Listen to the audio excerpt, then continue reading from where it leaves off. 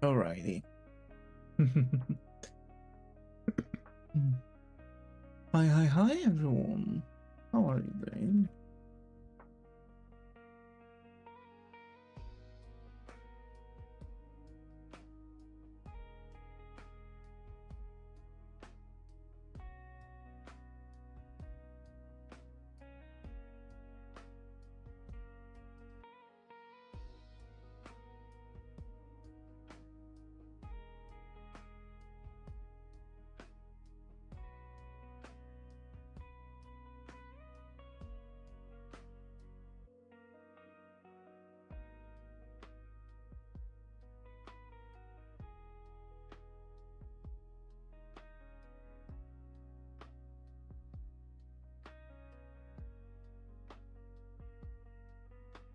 Okay.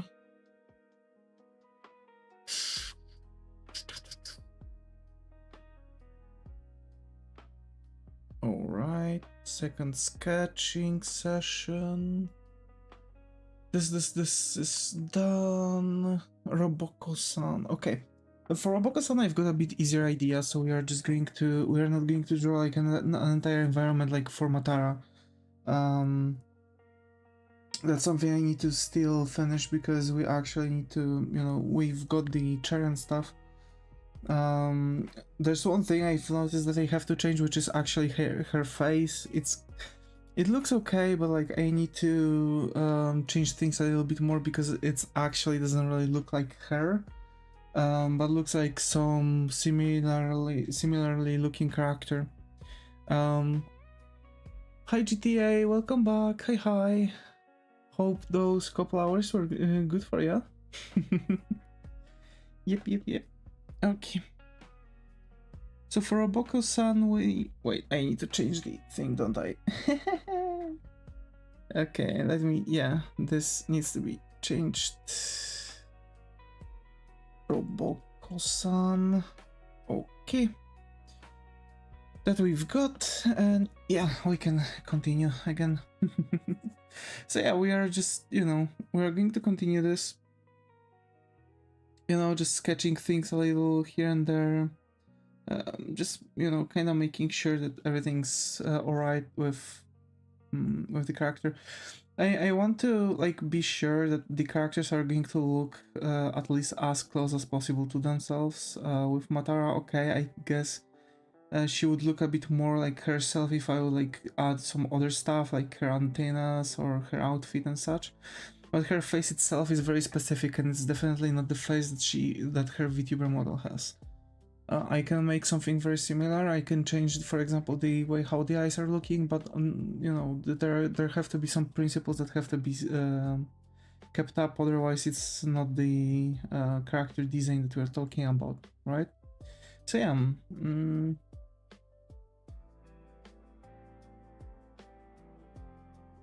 And for Robocosan, actually, I've got a nice idea. Like maybe giving her some like running outfit, right? She already has some kind of like jumpsuit or something like this, a hoodie. So basically, I thought that maybe we could give her, we could make her like kind of inspecting her leg. This way, as if she would just finish running. No idea if she runs, by the way. No idea. I'm just guessing it's purely for the sketch and like storytelling purposes. I have no idea if she actually likes to run. I know that some people don't like to run, so yeah. For example, me, I don't like to run.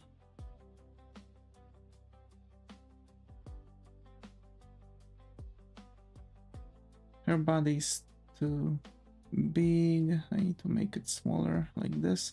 I've watched some free run.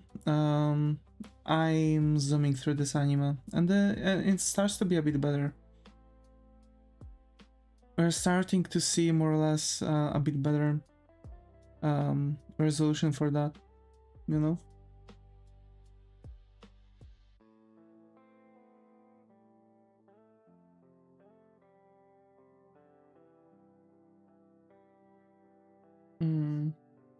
I'm so sorry, my nose is Um, like I've got a sneeze trapped for a while now, and yeah, I feel like I'm getting sick. So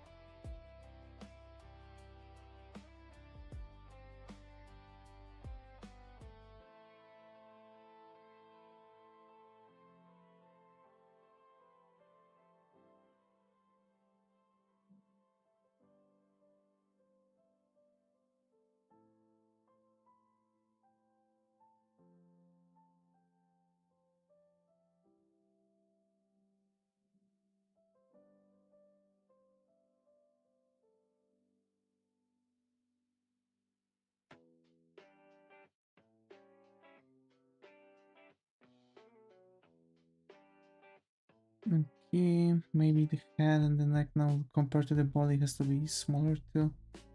Yeah, like this. Okay. It's not like difficult pose though. She just should be, you know, sitting. It's kind of a bit three-dimensional though. Still. Because we want to see her from like side view. I'm going to finish everything off stream, by the way. On Monday, probably. On Monday I'm actually... So, because basically today I want to finish most of the commissions, most of the sketches, actually, for the commissions, so that's that. And later on what I'll be left with is, you know, for the next week is going to be coloring everything. I still need to make one last stage for one of the commissions, and I need to make some more, you know, upgrades, you know what I mean? So yeah, yeah.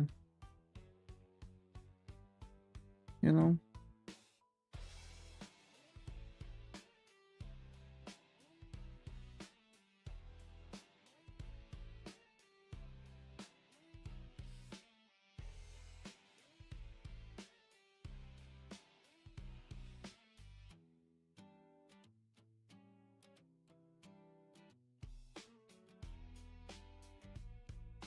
Oh my, oh my, oh my.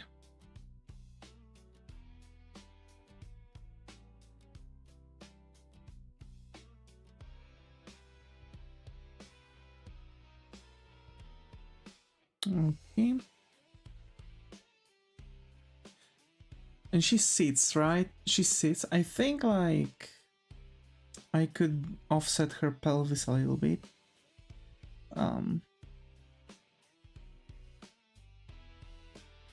Like this. And this like is going to, you know, just...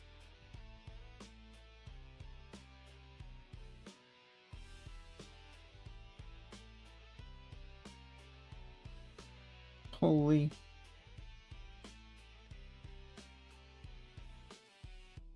Yeah. That's like how long this leg's supposed to be.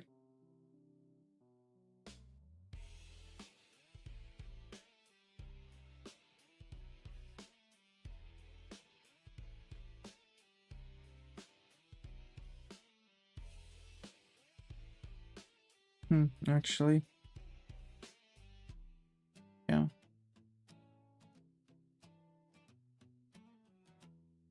Yeah, I got training, I gotta go. Alrighty, alrighty, GTA, alrighty, take care. Thank you for coming. Have a nice training.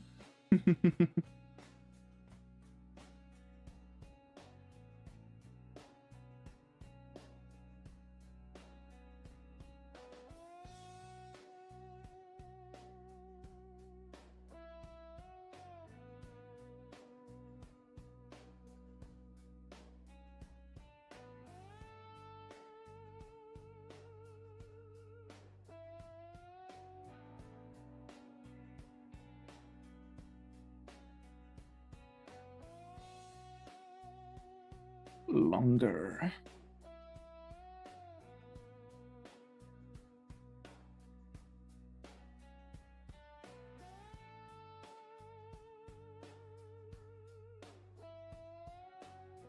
Okay.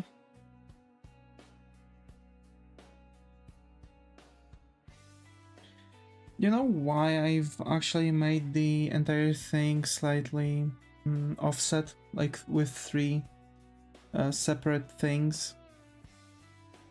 This aspect was actually quite simple to pick up. I've done it because you know how we are drawing those things on stream, right? And simply because you are drawing all those things on stream means we won't be able to, you know, finish. Well, means that if I would release the same thing during, you know, a week after we've released everything, that means that people would, you know, people would already see all of that, and they would be like, you know,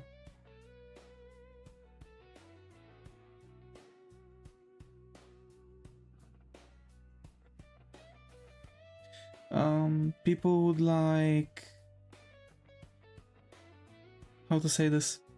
The new one? Yep. The plan for this marathon is to actually catch up with every single sketch as much as possible throughout the 2 hours, and then I'm going to finish them during Monday. Because on Mondays we are not going to stream, that's for sure. And I think we are going to change and we are going to stream from Tuesday to Friday normally, then on Saturday we are going to take a break, although I'm still thinking about that. And then on Sunday we are going to have the marathon. Because the gaming streams, I have to put them on hold for a while. I need to like first finish all of the possible, you know, needed thumbnails. I need to create everything and then prepare the streams for the prepare some sort of a plan for like the entire, you know, thing, right? For the gaming streams, because for those I know what I can do, I know what I want to do. Right, so it's not really going to be that difficult, but for the gaming streams I need to kind of rethink how I want to do it. So the question is like, how do we proceed with all that, you know?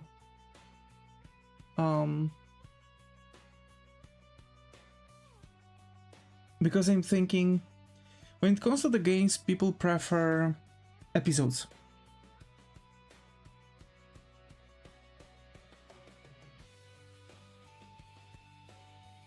People prefer episodes with games, and that kind of makes me think, you know? I don't think like recording is going to be an option. On Saturday I could do recording sessions though, like DAA, deep dives, you know, this kind of thing, which would definitely help with many things actually. And yeah, but it's always like the same kind of thing.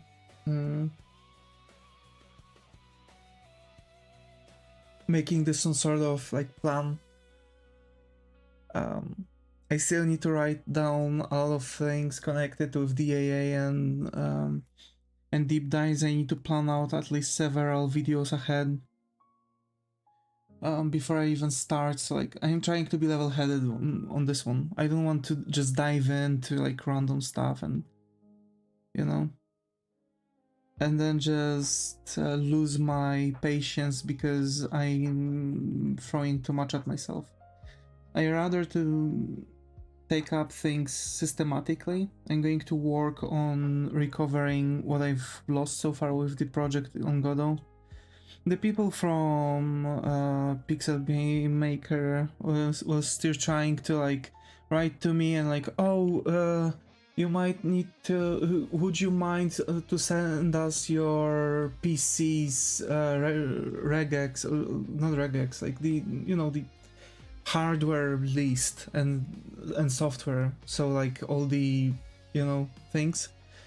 I kind of lost patience on them and just said that software should work no matter what, and if they can, and if they are demanding from the user to reinstall half of his PC, then like it means only that the engine is not done well. Then maybe they, instead of like searching for problems within the user's hardware and software, maybe they should make finally an update that would fix this fucking error that it has, because apparently this kind of crashing is appearing more often, and supposedly they still don't know how to fix that. So, like, that is not an engine at this point, it's just, like, you know. Do you have the proper VC redistributables? Yes. Yes, I've reinstalled everything too. I've uninstalled every single C++ thing and reinstalled it again, every single one. Every single one. Too, because they've demanded this from me. It took me some time, I've lost an hour or two on that. So, yeah, like, uninstalling those is a really bad idea. Yeah. Well, they've told me to do so.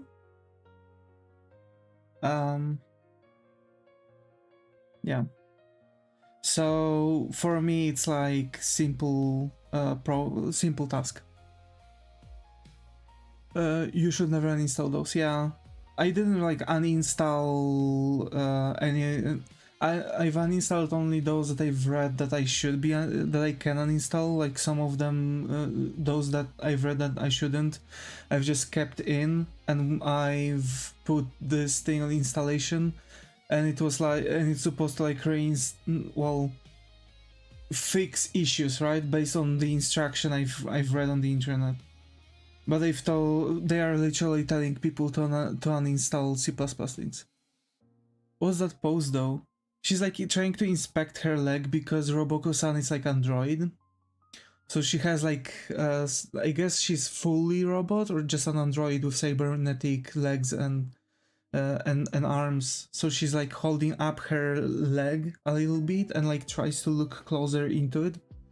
You know, looking maybe for some like scratches or maybe some rocks between the mechanisms, you know, anything really.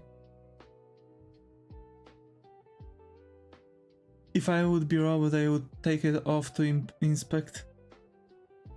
You know, those seem pretty much in on Robocosan. I guess she could take it off around the knees, but then like, you know. So yeah, I've just told them that I'm switching to Godot because at least that engine works, right?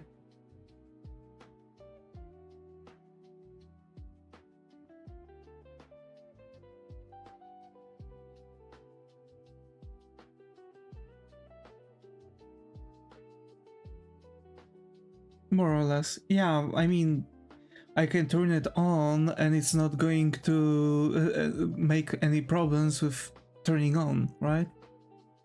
It would be something else if at least if it doesn't work, it can be fixed, yeah. Unlike this one.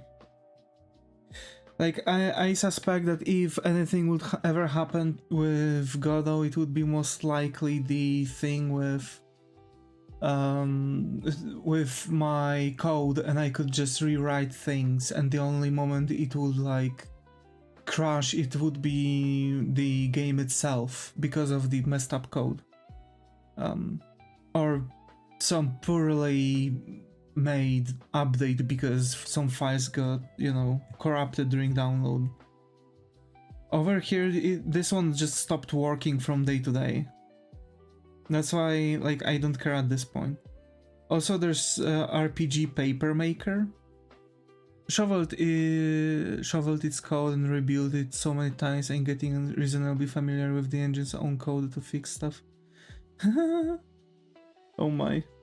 Well, then I guess if something is not going to work, I can always ask you. But yeah, like...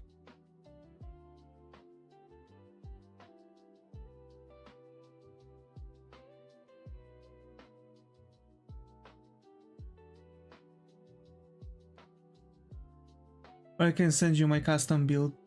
True.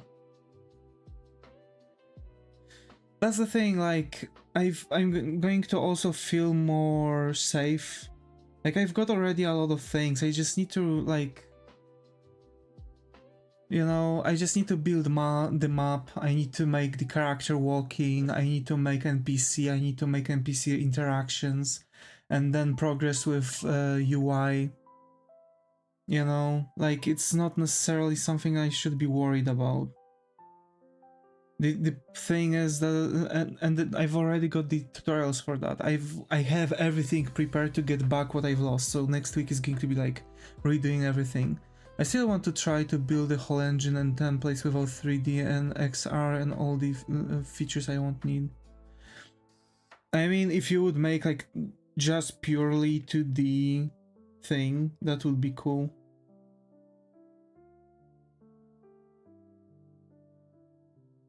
Because it's just, you can reduce the game size to 1/10. That would be cool, man. Golly. 1/10 is a huge number.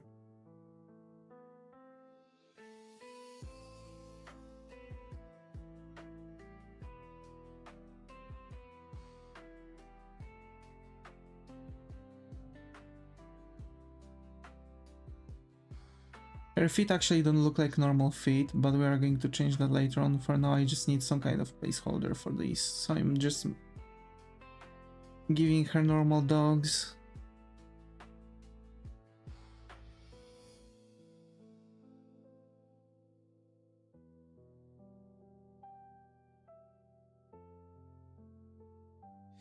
So yeah, I've planned everything for this set.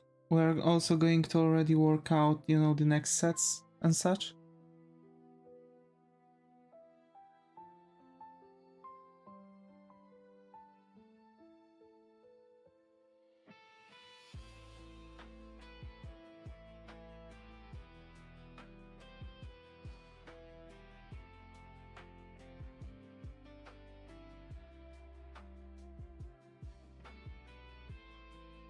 Huh.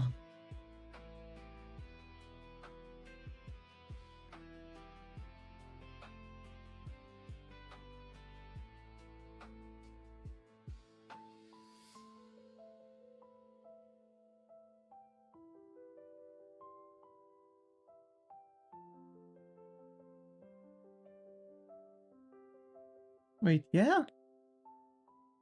Yeah.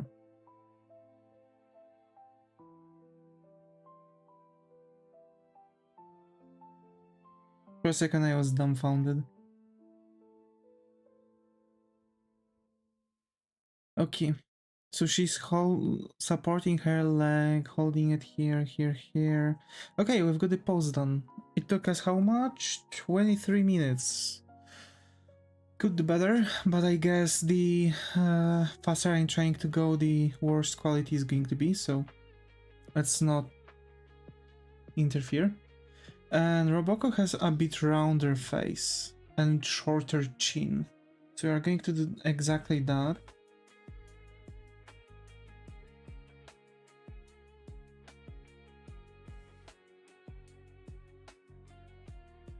Like this.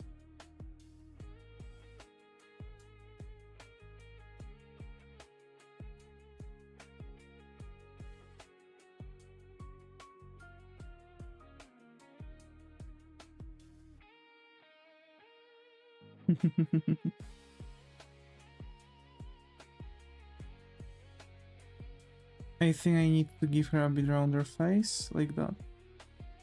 Yeah, makes sense now. Okay.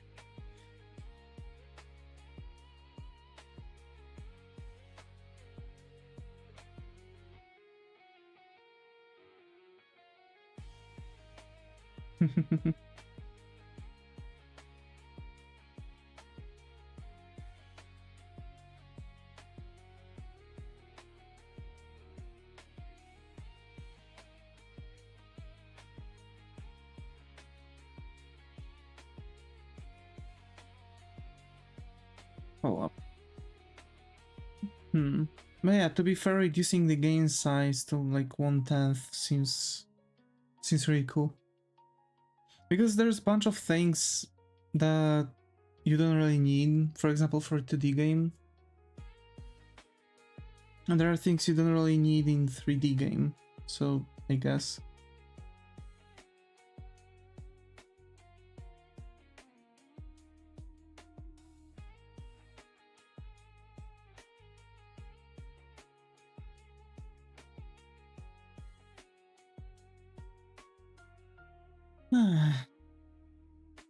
Yeah, so I'm just chilling, you know.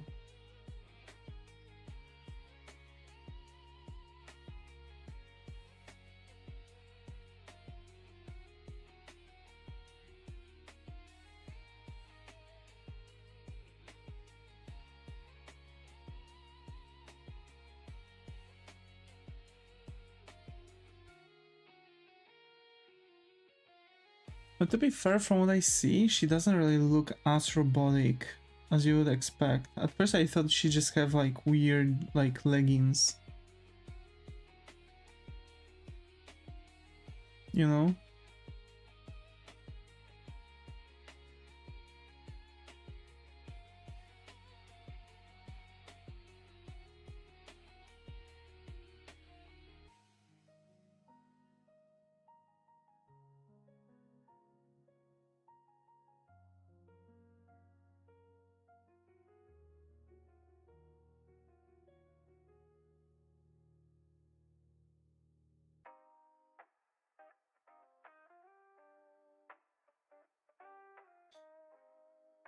Also, folks, ate something? Remembered about nutrition? I've had a nice Subway. Not like actual Subway. We don't have Subways here. At least not in my city. But like I've had a nice sub, like a baguette, you know, with some chicken strips. So me happy. Also, as promised, I've downed a cup of coffee after the stream, and now I've got a fresh one.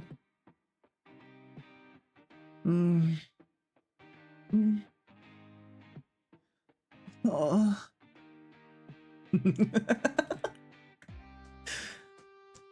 Good coffee.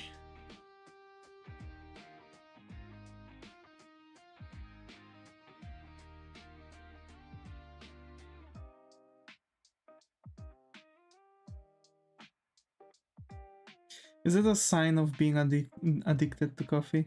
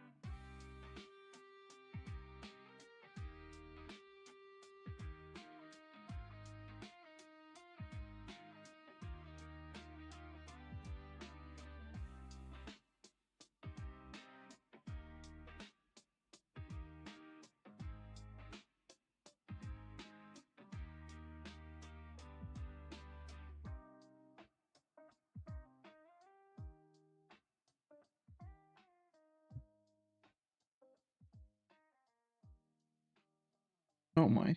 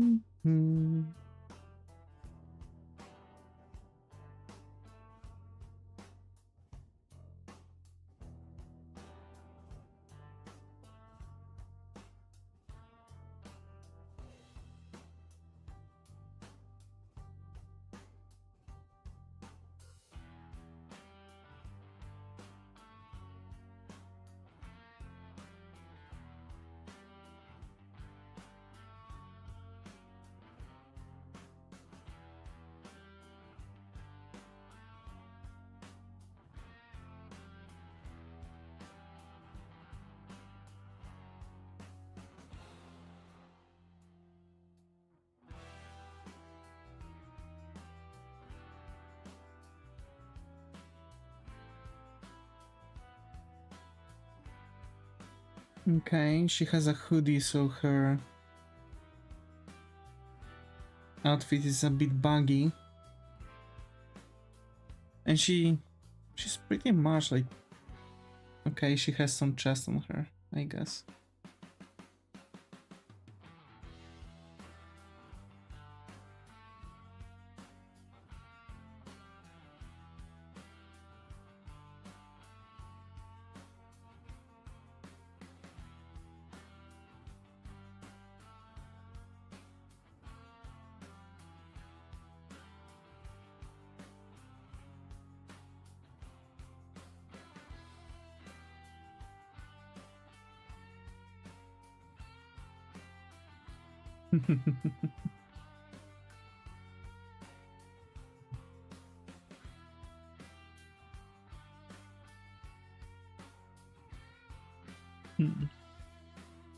I'm still trying to, like, you know, figure out a couple more things about my own style, but I think, like, you know, last year we've done huge thing, you know, establishing the style. You know what I mean? Like, we've done like a lot of changes, upgrades, updates that we needed to progress with the style, and now it's just like fine-tuning, which can be just done by making works, I guess. And I've already got, you know, things picked up. The illustration I'm going to do is actually going to be the illustration of Matara. I'm going to finish the sketch and we are going to color her. It's going to be easier if I'm going to, you know, make the colors the way that I want to do, so like just different layer. Yeah.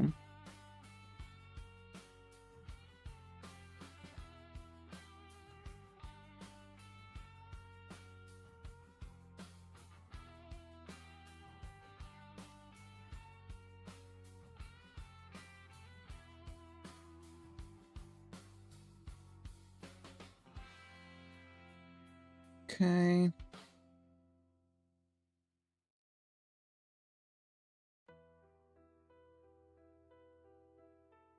I like this.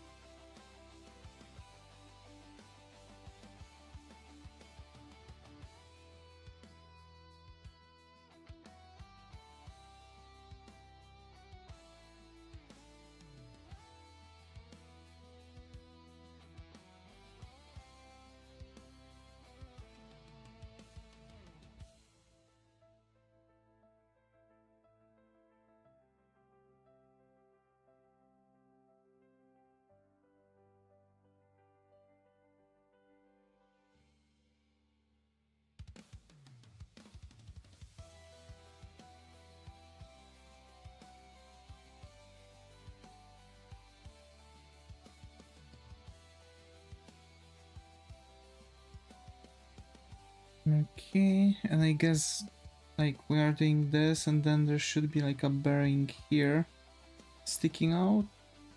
Yeah. The issue with Robocosan is that she's very detailed when it comes to her robotic parts, you know? Her robotic parts are quite problematic to redo. You know what I mean?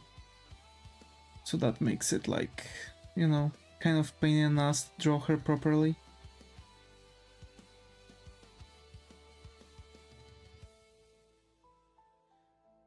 And yeah, so basically for Matara we are going to work things out one way or another. And actually we're almost done with Roboco. If we'll finish Roboco, I guess we can come back to Matara. You know?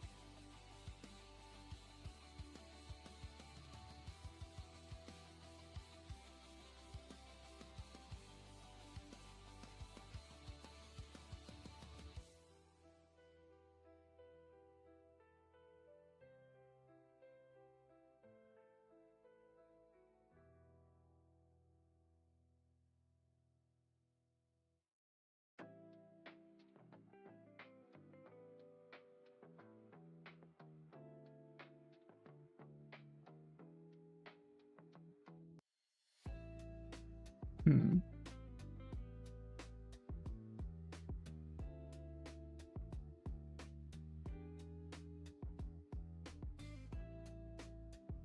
Alright, makes sense, I guess. No, not at all.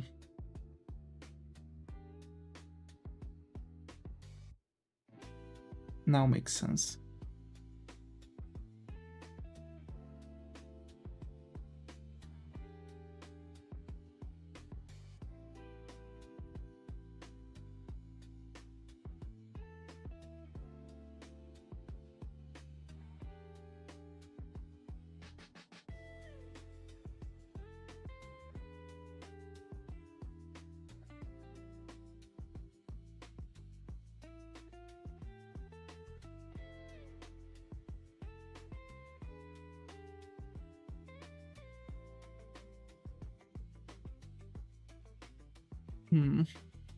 Okay. To be fair, I'm noticing that this construction also helps me a lot with making those mechanical parts. Without these, it could be a bit more difficult to, you know, pursue the proper thing.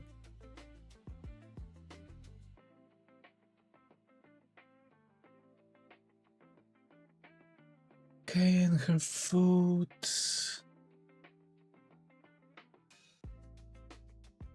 Okay. Plate.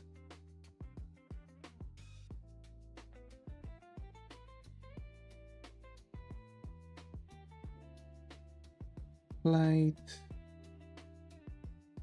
Plate visible from underneath. Fingers like prolonged. Actually, she's got more animal-like grippers, basically.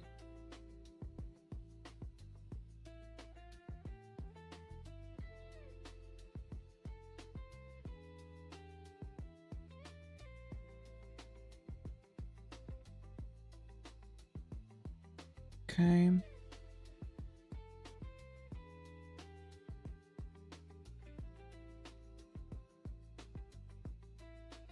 Connection and heal.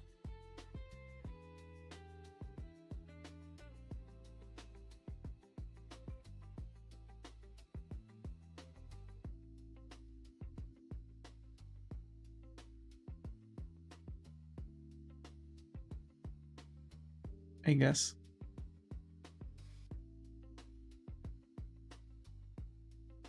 Oh, actually, there's like a bowl here. You can barely make out how exactly her feet are looking, so I'm just shooting here. Pure guesses. I guess it's not like God knows how determined.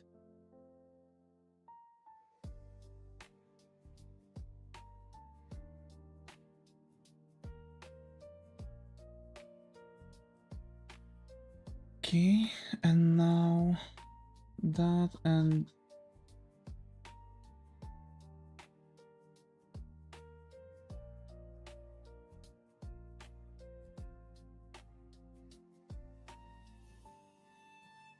okay, goes here.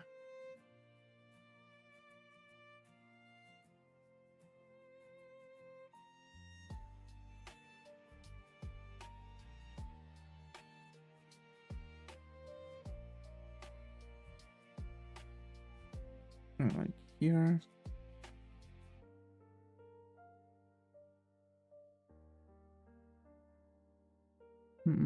I'm wondering about the ending of Freerun.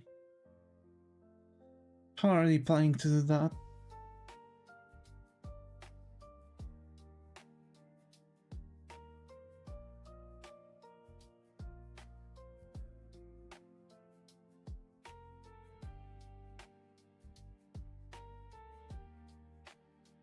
The series ending? The first season ending. Because, like, they've got, like, a huge goal and, you know, a lot of road to go.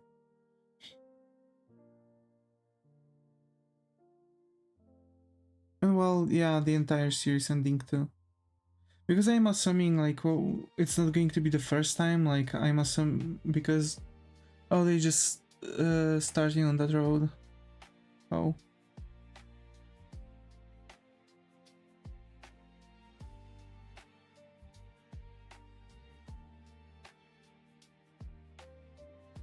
Starting on that road. It's a long journey. To the Demon King Castle. They've said they are going to be halfway. They're halfway through the road, literally the halfway through the season. Are you telling me that now they are going to prolong the entire season, the entire like journey for the second half of it?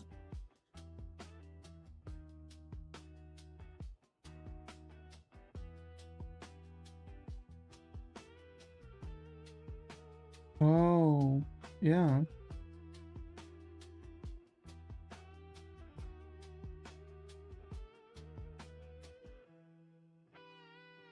Then either you didn't pay attention or not there yet.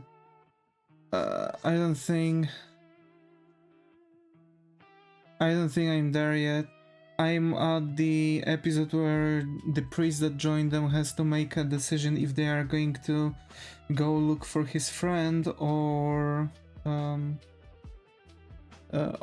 if he's going to go with them to the Demon King Castle.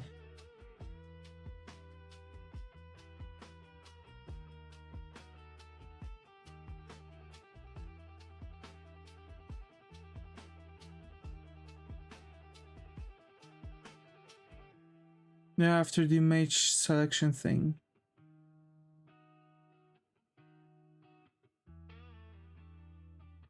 Mage selection?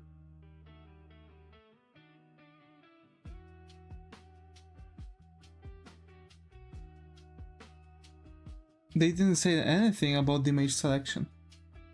They're not even there yet.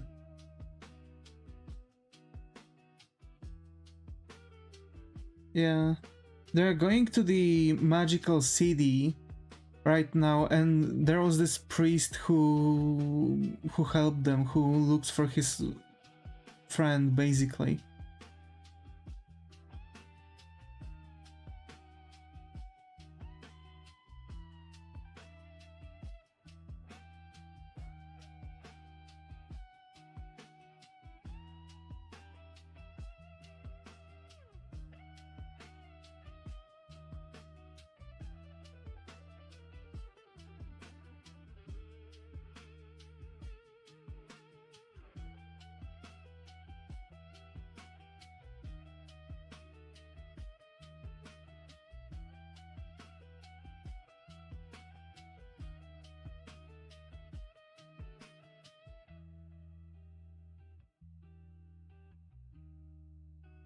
They are going to the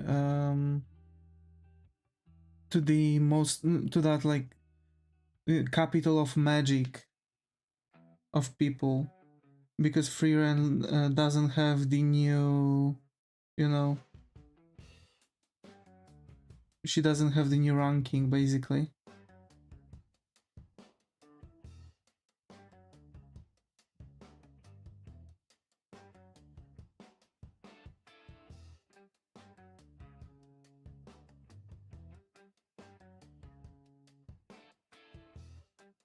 You're after Qual.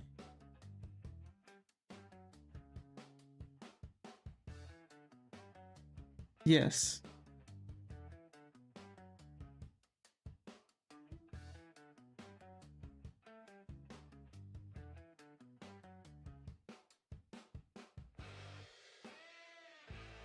You know, they've killed it too. After Aura, yeah. After Aura. So they've killed Aura, they've went to like a small village. Freeran helped the guy to get out of the bog. And basically... Oh, that one had some awesome fights.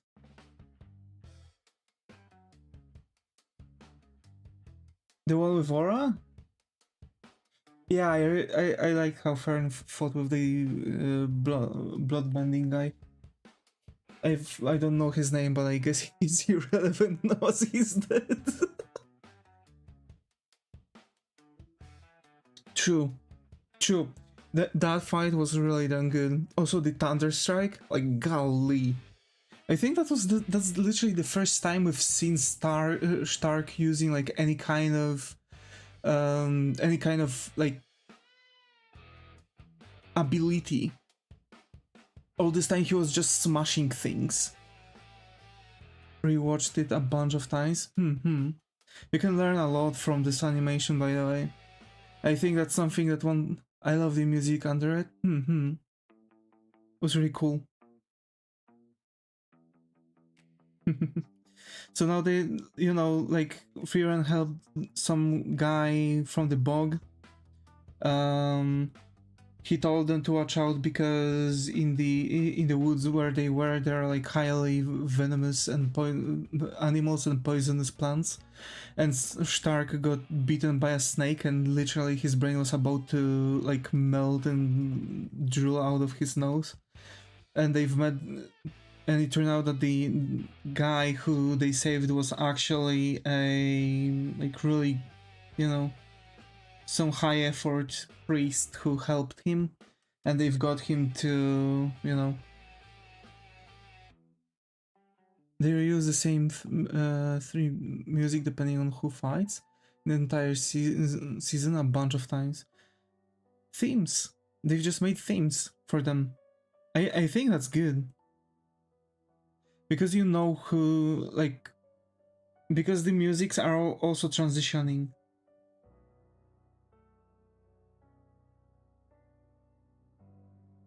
So you have Stark theme. All the three are the same pace, yeah. Also, I like the way how Freeran like slowly starts to understand that actually the guy, you know, the hero, was actually like hitting on her this entire time. And basically the ring he gave her was more, you know, so combine them, it's really good.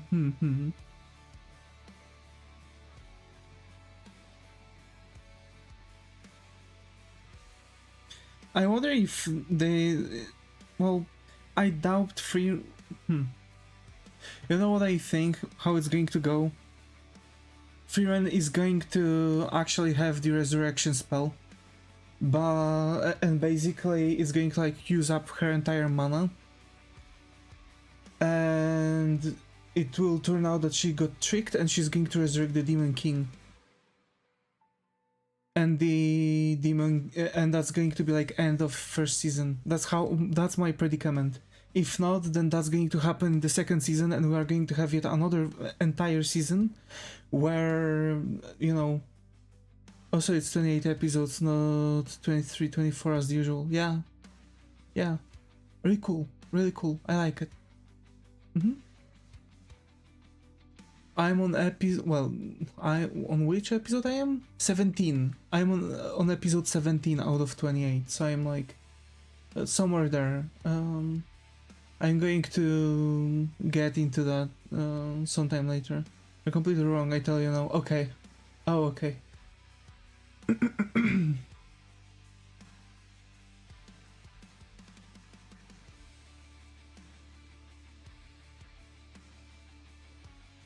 Because that would be like typical shonen kind of thing, where the OP superhero gets like tricked into doing something stupid, like trying resurrection, resurrects the main bad guy with the hero was fighting with, but once weakened by the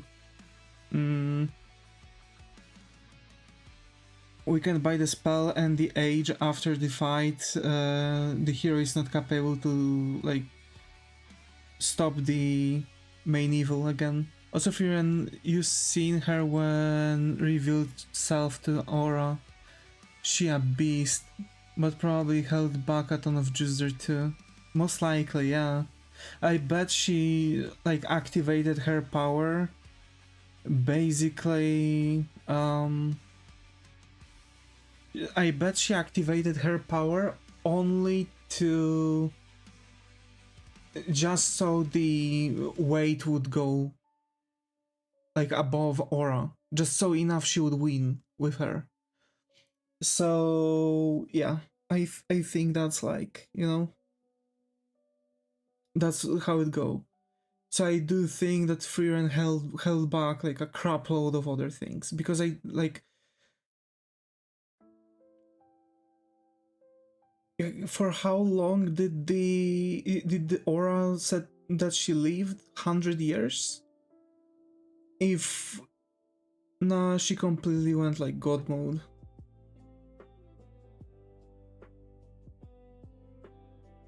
Hmm.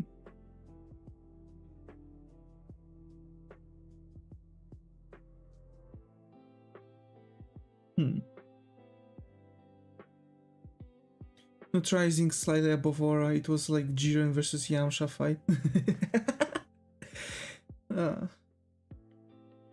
Like, I think Frieren literally doubled Aura there. So if Aura was like focusing on magic for 100 years, trained for 100 years, and Frieren doubled her, then I believe she revealed enough strength to show off 200 years of progress. But she lived for 500 years. She had not a speck of chance, yeah. But then like Frieren released like, I think she released still not entire power. I believe maybe like half of it. Not like speck of her power, but like half of it only. Considering that maybe Frieren lived already for like 100 years, so she trained for 400 years. So like she really revealed like power of 200 years. Imagine more like magic power not growing linearly but exponential. Yeah. I see. That's crazy.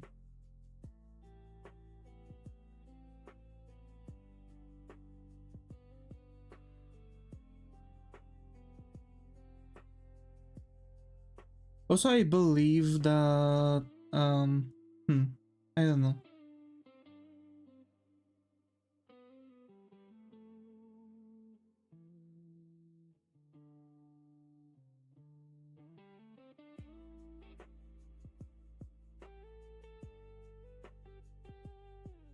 They will show. Can't wait. I like Frieren. And to be fair, now those episodes I've watched also kind of boosted Frieren a little bit.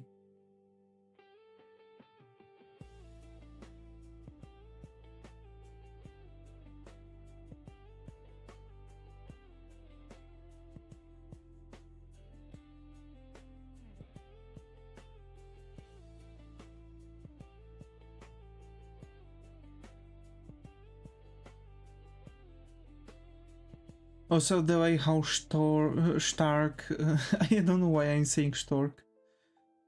The way how Stark had the, you know, had to imitate some like emperor's son who died, just so the countries wouldn't like freak out about the air being like, you know, dropping down.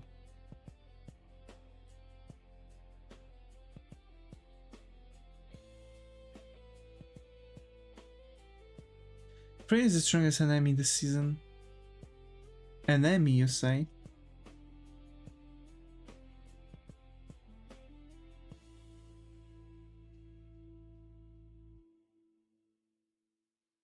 You will understand.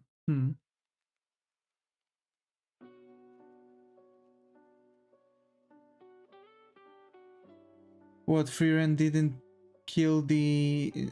They didn't kill the Demon King, but actually Freeran like sealed him inside of her. And she's going to lose control over herself the moment she'll enter the... she'll enter the castle. And it's going to be shown that she actually... You will see, okay.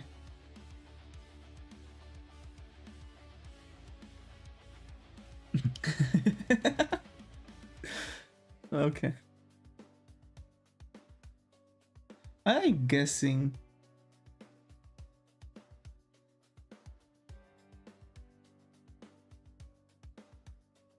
I'm one of those irritating kinds of people who like to guess the movie without like before even watching it or anything like this.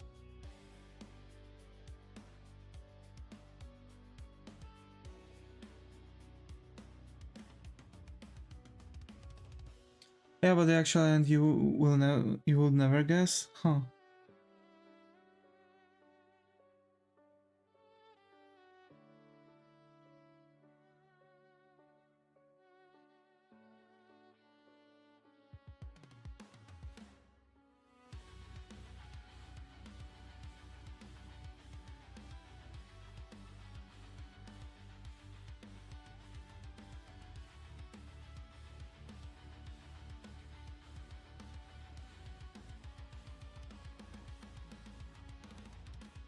Damn.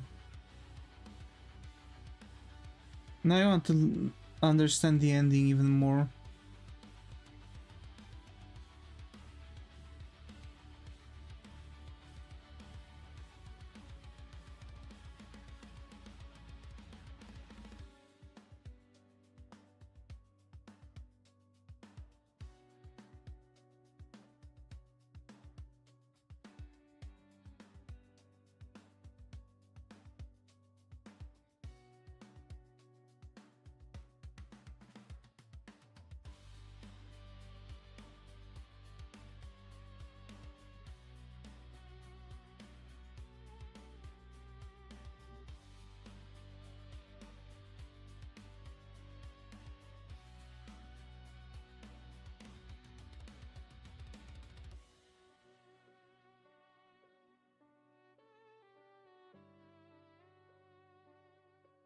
Hmm.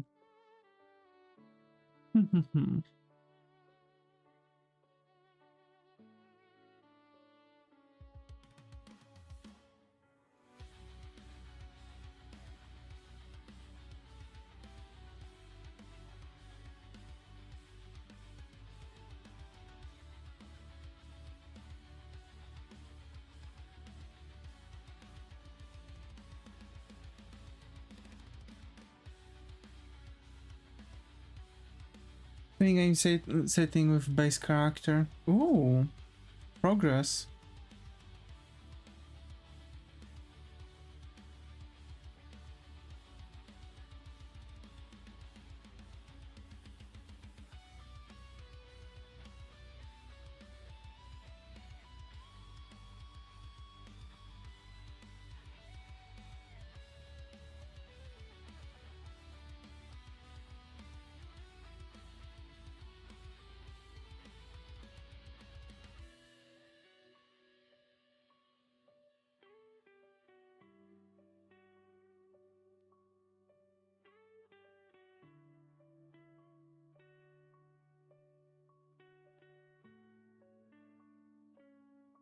Hmm.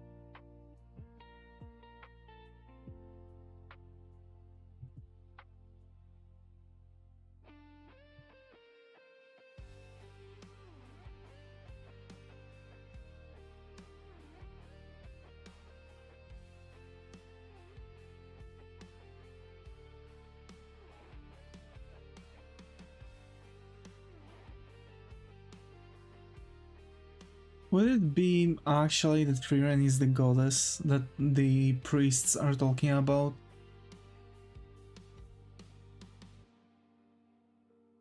I guess it could.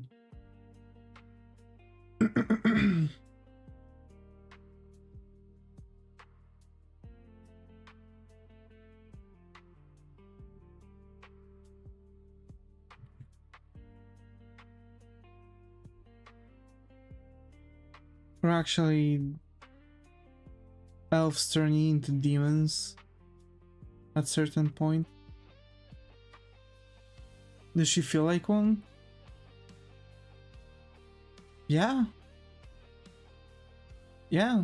Kinda bored with reality of being mortal, apathic, but she kinda seems like she's very close to humans anyway. Or like this whole time she just treated them like not even like infants, but more like pets of some sort.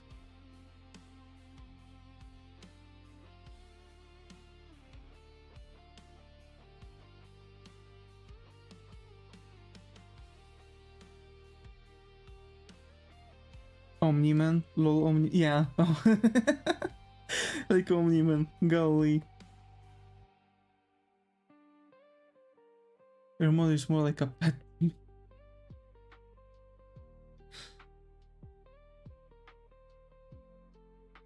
God damn it.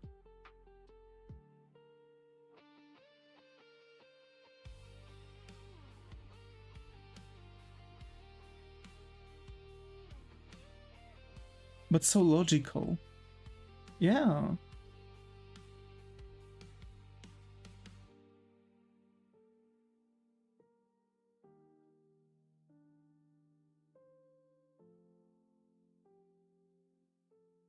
There are these very powerful long-lived creatures. Yeah, and humans are just like shortly lived. You know? They need someone to teach them magic, everything.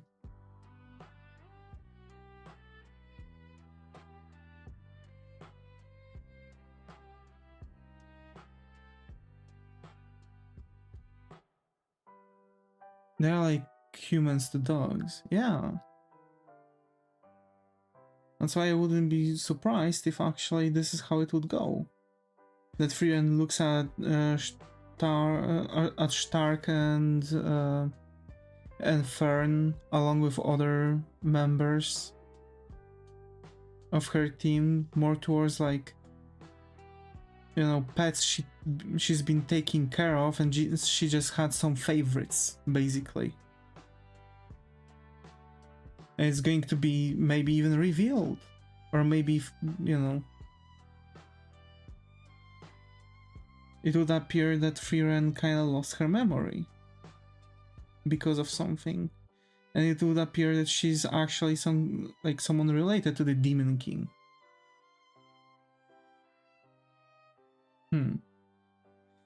I like those guesses. I doubt any of those is real though. I doubt any of those is real.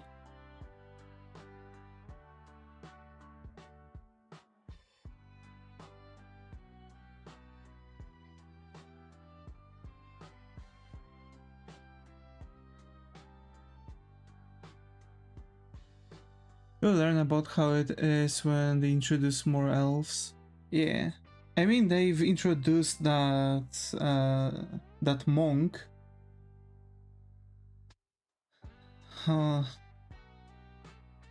The monk also believed in the thing, and he's also like long-lived someone who's been also a hero of some sort, like way older hero. Is kind of an important but they've called him like more like, you know, they've called him a hero, so basically he's like at some point he's supposed to also have done something too, right? They say that he like also helped saving the world and had some like, you know, stages, but like everyone forgot about them and they just figured out that, you know, other guy that they've had was actually that long forgotten hero. Also, that sword makes me wonder.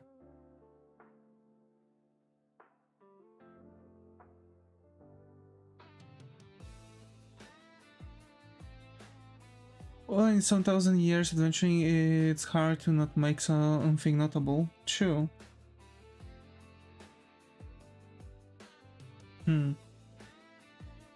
I'm more like, well, I'm wondering a bit more because Frieren wanted to correct the old guy. That's sort of just a fun King Arthur reference. I see.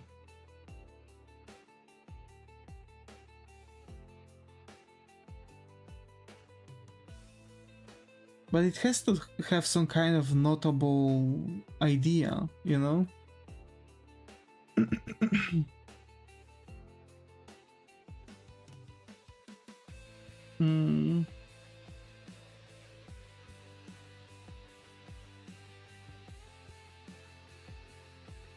Behind it, that is.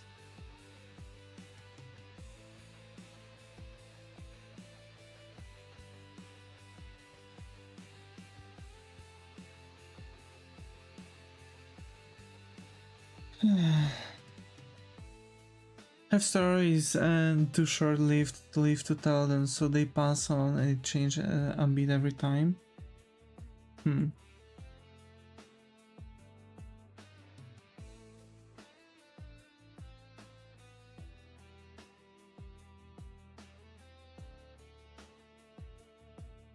Yeah, but like,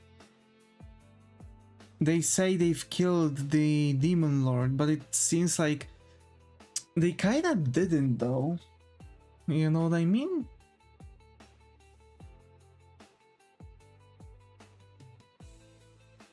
A lot looks like that. And it's like, from what I've had, is that so far everyone like leads to the fact that they didn't actually kill the Demon Lord.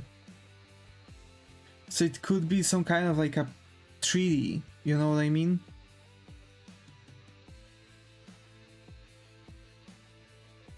Maybe they've made a deal with the Demon King that Frieren, since she's going to live the most, she's going to like sacrifice some like notable heroes to him, and you know, like attempt like, for the Demon King, you know. And meanwhile, the Demon King is not going to do anything to attack the actual humans. This way, that's why, for example, the priest took Fern in. That's why the dwarf took Stark in. You know. So they were like trying to figure things out. because so far neither dwarf nor the priest, and actually even Himmel didn't really mention the like actually killing the Demon King. They've only said now with the Demon King gone, but it doesn't necessarily have to mean that they killed him. And just everyone made like a fable around them that they did kill him. You know what I mean? So like in theory, it doesn't have to be the way how people think, because they might have just lied and picked up the, you know, and just picked things up. And basically Himmel, the dwarf, and the priest are just walking around and trying to like help people clear things out, establish the borders, ensure that the Demon King is like keeping his side of the contract, and Freeran is now just coming back with the offering for the Demon King. That seems kind of like, talk about this and another fun thing when you finish the season, okay?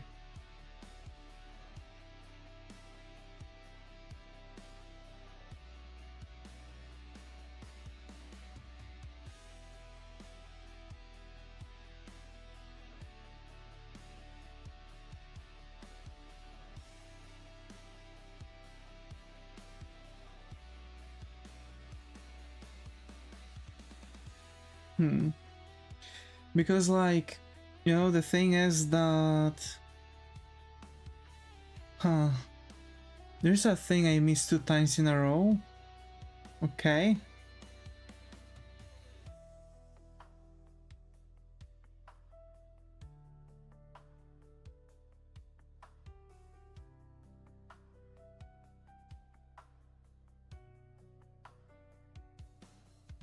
So I mentioned it and I realized that, oh fuck.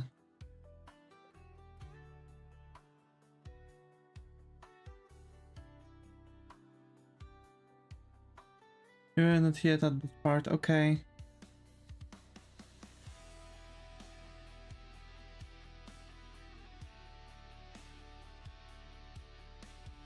Seems kinda important too. Like, I'm taking up everything as important because this anime is actually adventure anime. It's about the adventure, so every single beat of it is actually important.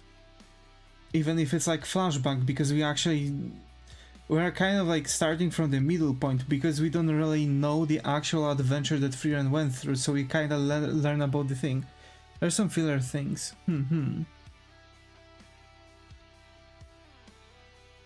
I see.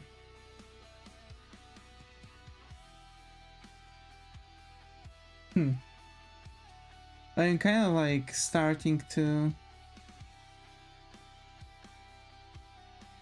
like how they cleaned up.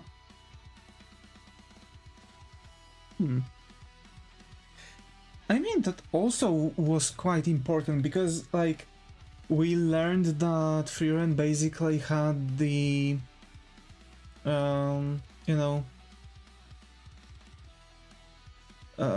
Freeran had the spell to grow the field in multiple places, in fact. Yeah. But that's like, I've noticed that the cleaning is some kind of like a ritual. They're making, it's like a milestone. They're the closer to the Demon King, you know, the deeper into the Demon King's realm they go, the more like the older the heroes they find. You know what I mean? So the first statue they've cleaned was actually Himmel's statue, which is the newest, quote-unquote, newest hero. And now they've cleaned another time, and it was the heroes before them. That elf and the other guy. We don't even know the name of the other guy.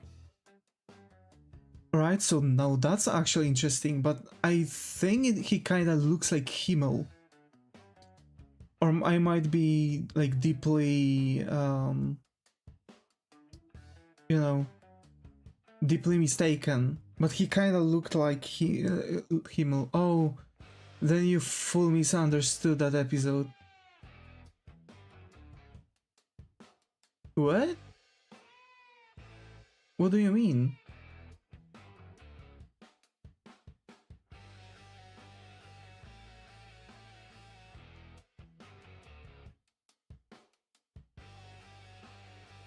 Yes, he looked like Himmel for a reason.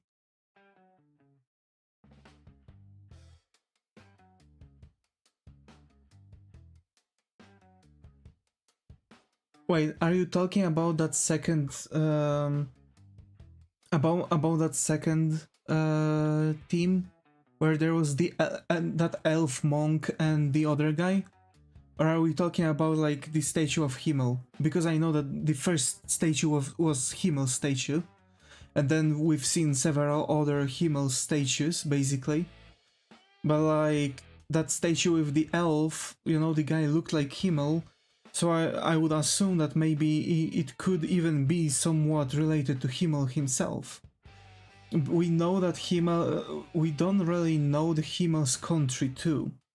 We know that Himmel like was living in the capital, but the capital wasn't really his land. He came from like different land. He came from different country. So basically, I would assume that maybe Himmel either is like, because Himmel mentioned about like creating heroes when it comes to his village. So basically, like I would assume that maybe they're like immortal and they're respawning somewhat when they die. I don't know, maybe that would make a lot of sense, you know?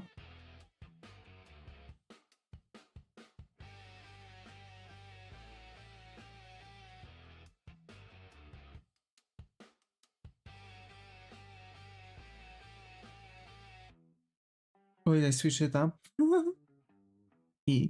So I don't know. It kind of does seem like Himmel had some kind like Himmel was a bit different than everyone else. You're talking about the elf warrior guy and the human with the book. Yes, yes, I'm talking about those. And the human with the book kind of looked like Himmel, basically.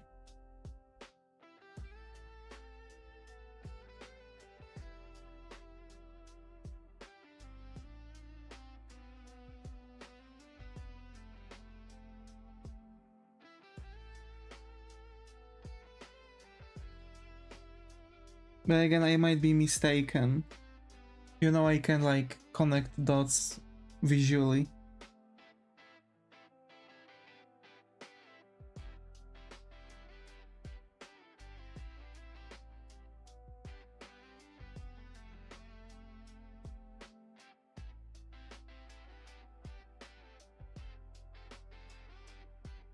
So yeah.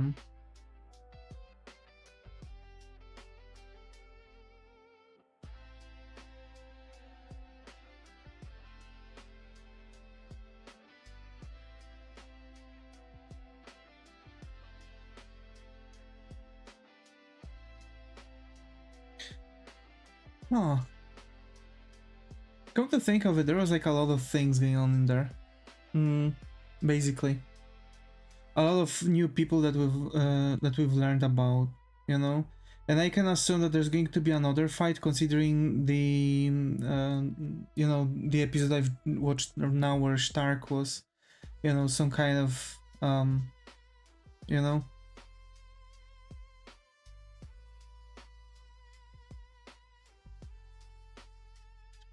Was some kind of person, I guess.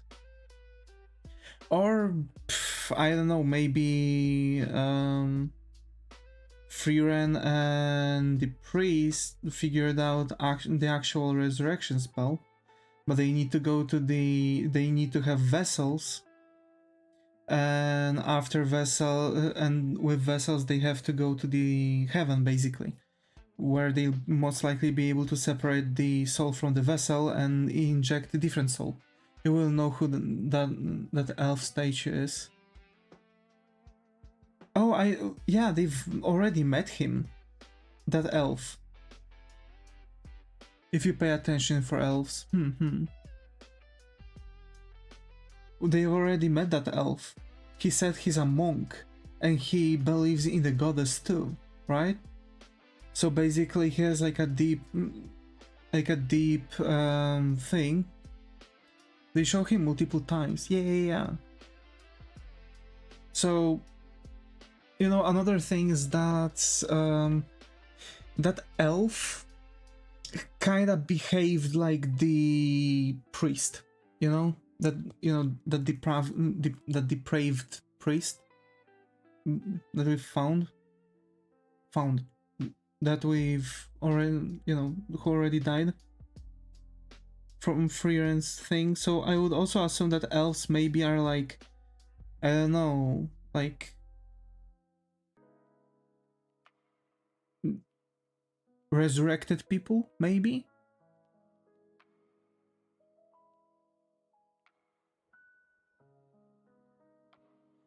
Kraft was a warrior, had a priest partner and became a monk after fulfilling his quest. Yeah. He did said that. And I am assuming because the guy with the book was, you know, was a human, I assume he outlived him, unless the guy who I assume was a mage figured something out and, like, you know, done something. Also everyone already knows about the heaven. Kraft, for example. Kraft did mention the heaven when Freeran told him where they go, which means the heaven might actually exist, and Kraft most likely knows what's up, you know?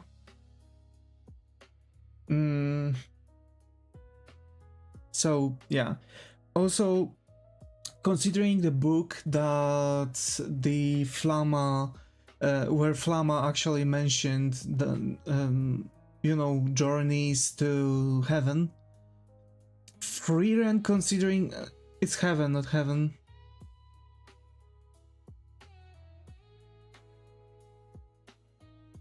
Huh? I mean, not heaven. Or what? Never mind. So, like, considering that Flamma, like, talks about, like, going to heaven and contacting with ghosts and stuff, and Freeran all this time walked with her, and, like, what, she never really connected the dots? She doesn't remember those elements? Like, when Flamma did met with those ghosts then, because I assume that Freeran was, like, constantly walking with her, like Farron walks with Freeran right now. So that's also bizarre, because maybe I like Flamma so much. Yeah, she has really cool design, by the way. She has really cool design. I approve. So, her character is so pretty. Yeah. So, like, how come Flamma was capable to write the book about heaven? Also, one of the few adults, yeah. I mean, one of few adults. Well, Freeran looks kind of like Kid, but I guess you can just say that she's like elf on a shelf, you know, just short person. She's just a shorty. Although I would assume that she might, in elf years, she might be like very young at that point, right? Like, Kraft, for example, might be already an adult. That's why he looked like he looked like. And Freeran looks like this because compared to Kraft, she's like a toddler for him, right? Because if Kraft was already like a hero for a long time, to the point where everyone forgot about him, and Freeran and no one else ever heard about him, that has to be pale old as fuck, to the point where actually like they've ceased to even speak about it at this point. So, like, you know, even at the point where Freeran already had her team established, which means that Kraft might be like thousands of years old, right? Meanwhile, Freeran is like 500 years, as she mentioned in the episode of Aura. So, you know, it might be like I don't know.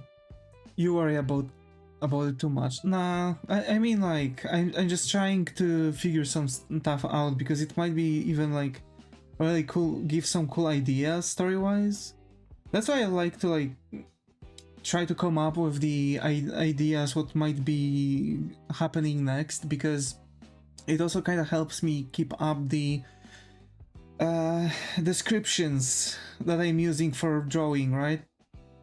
It helps me like fix stuff. I haven't really done such exercises in a while.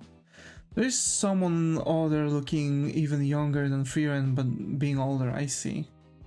So it's just a random thing. They're just shorties, I guess. It's just, yeah. Or there are different types of elves. And Freeran is some kind of like holy elf. Also, I would suspect that Flamma might be the goddess, even. Might have been the goddess. As I see, all elf girls look like children. Yeah, that might be. Huh.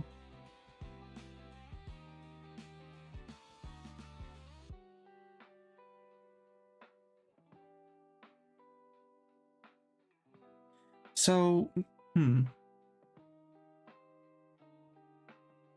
yeah. It's the heaven that fascinates me, because the heaven was described as that, and basically Frieren should have remembered that she was visiting heaven with her master, with Flamma. So I suspect that actually heaven doesn't really exist. And this book was just like provided as a trap. Maybe Frieren knows about that. Or maybe Demon King is Demon Queen and it's actually Flamma. Or like, you know, things happening, you know. Or there might be some like weird visages of like, you know, other considerable like characters and such. Like, you never know in this case, you never know. That's why it's so confusing, you know, when it comes to well-written stories, because now as you think of, for example, now as I think about it, Freeran is like opening the thing for you. They're opening the gates for you to like think about it. That means it's a well-written story, and it's, yeah, it's like adventure story. It's not like action story. It's not like RPG like story. It's actually adventure. It's just pure adventure. You want to focus on the elements of the adventure, where they go, what they see, what they interact with, and so on. So like I'm trying to note every single bit of information they are talking about, and like all the different like cities they come to and such. That's why I'm noting still the you know, the hero sword. That's why I'm noting other things, you know.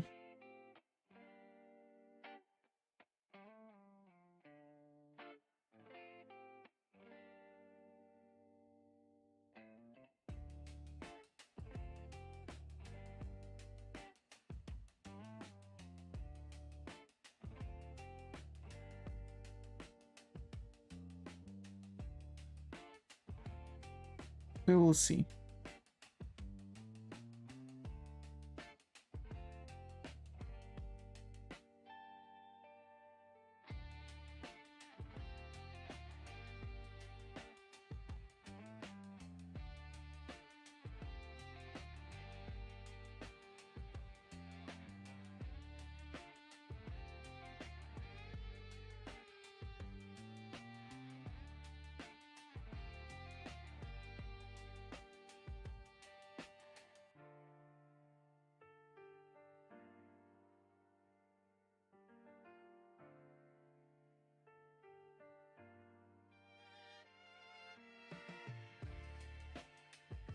Hmm.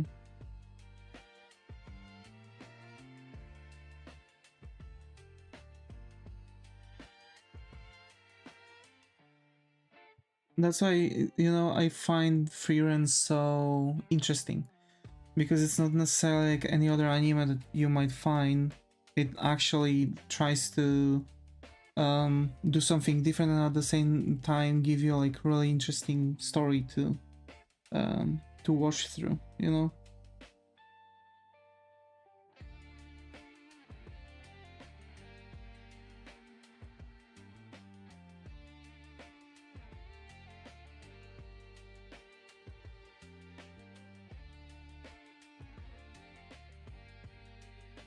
Also, you know, kind of the sheer fact that they are not the sheer fact that they are not necessarily like pursuing other things, right? I don't know.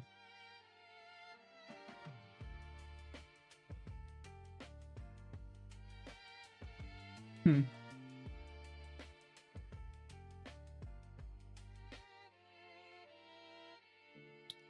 What if this story of how Frieren joined their team actually was different? What if the priest Hamel never been to heaven? Yeah, that's the thing, right? But like, if she never been to heaven, then why Flama describes the heaven? Because in theory, then like I would assume that it happened somewhere still like with Frieren intact, right? With the Frieren with her. Because you could, like, they've already said that Frieren was walking through certain, like, in the direction to where the heaven's supposed to be with her master.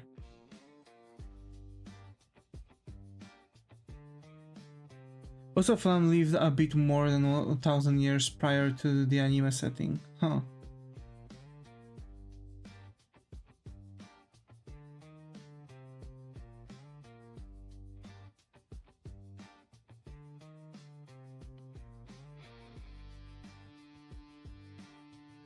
Hmm.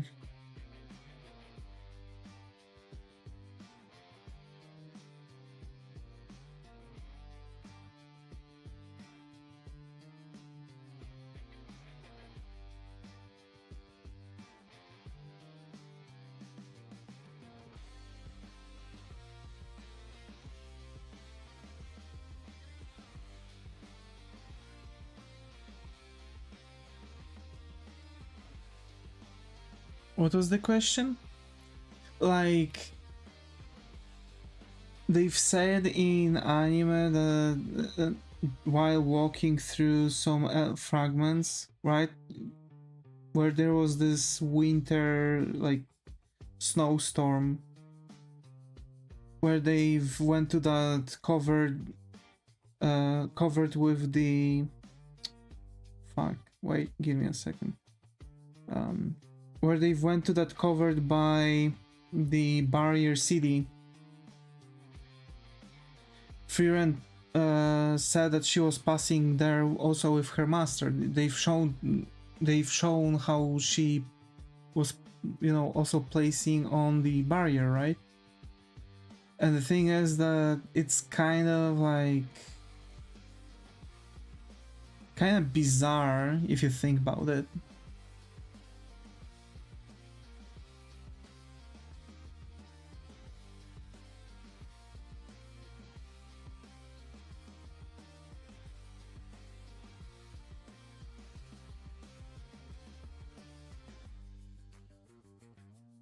So like Frieren had to be in the place where the castle was at some point.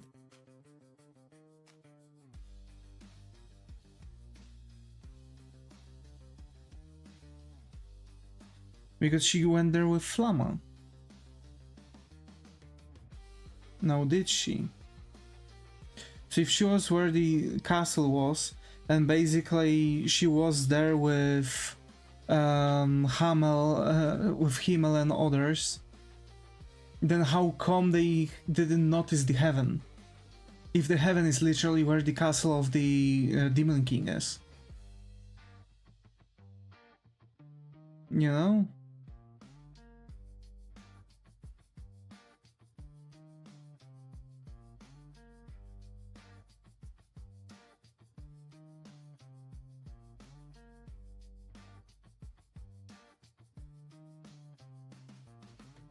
Oh, yeah. So, like, at this point, I either Freeran didn't join them, you will see. Okay.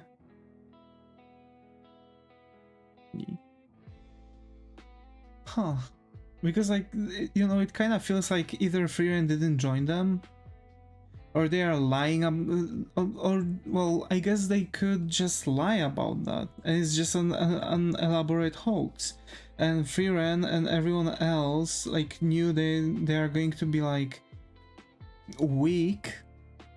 That's why they've came all the way around. They've said that, hey, we actually killed the Demon Lord. Meanwhile, Himmel and everyone else were just walking around killing demons and such, saying that it's just remnants of the Demon King's army and such. And meanwhile, they were rising their successors, which supposed to be stronger, just to defeat, along with Freeran, the actual Demon King.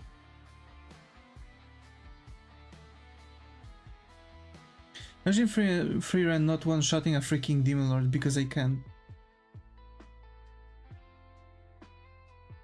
I mean...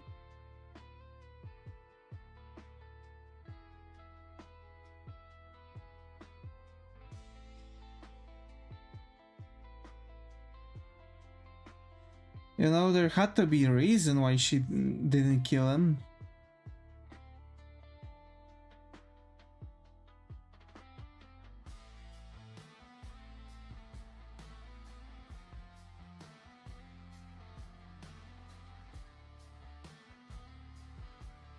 For example.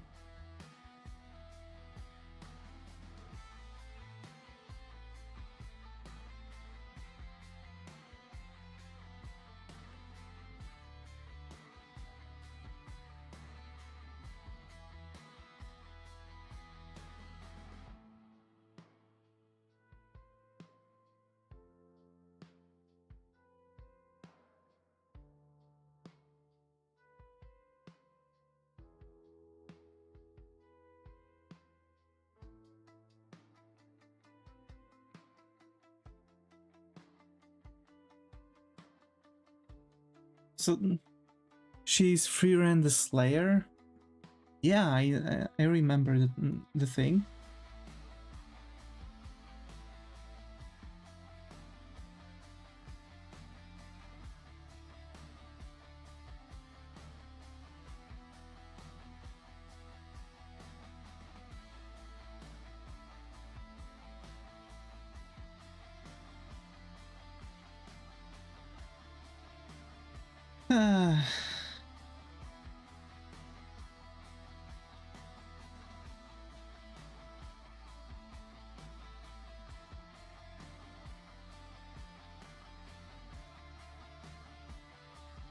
There are just pieces of information that I'm lacking, because there are a couple things that are quite confusing for me. Like, for example, how old Freeran actually is. That's like the main question, because if you know for how long Freeran lived so far, you know, maybe there's something going on with that, you know?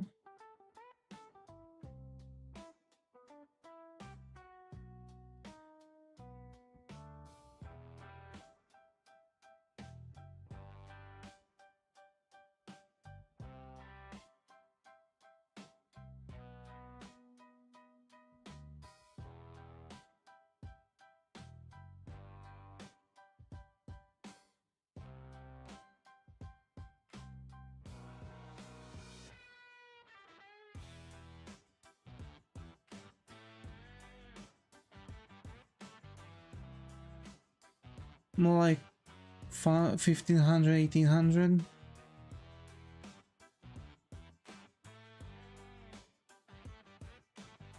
Now that makes no sense. Why did she said to Aura that she lived for 500 years?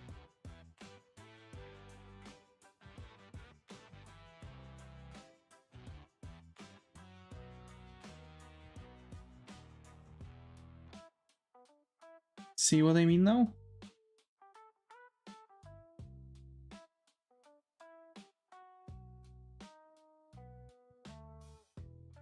Aura said she lived more than 500 and she is a Meg who is over 1,000.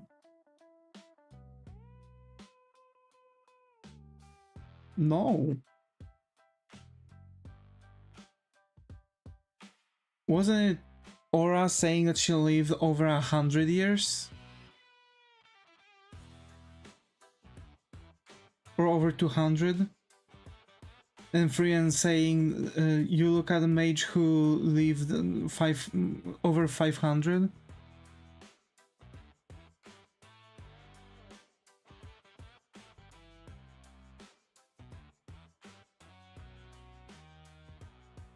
I don't know, that's weird.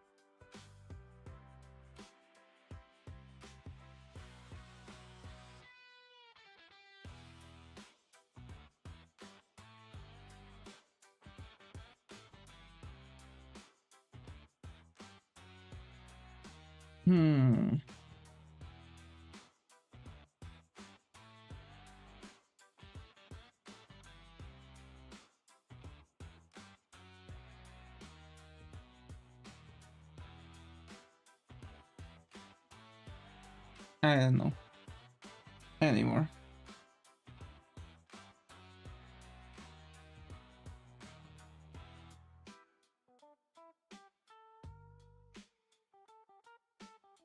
That's fine though. I just watch a little bit more.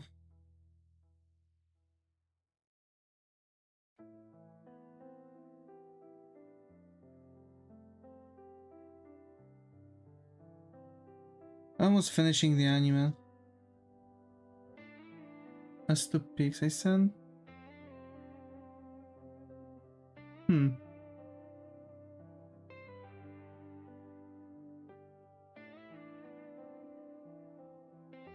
I see.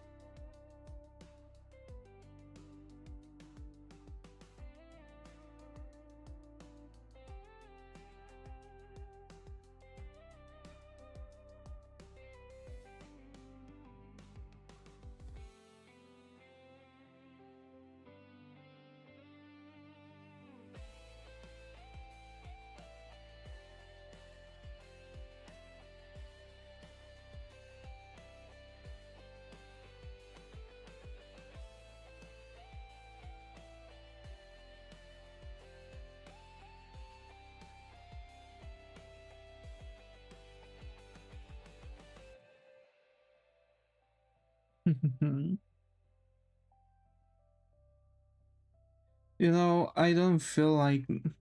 Also, never mind, realize even you already know two characters who could beat Freeran.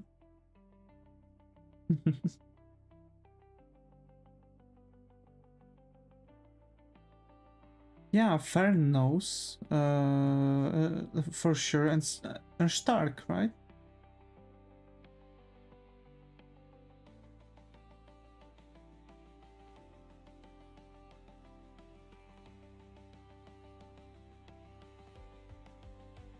Lol, no chance.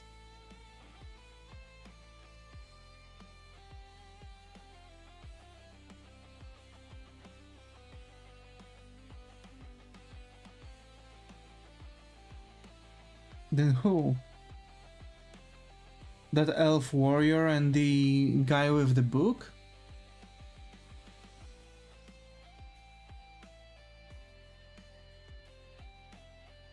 You'll see.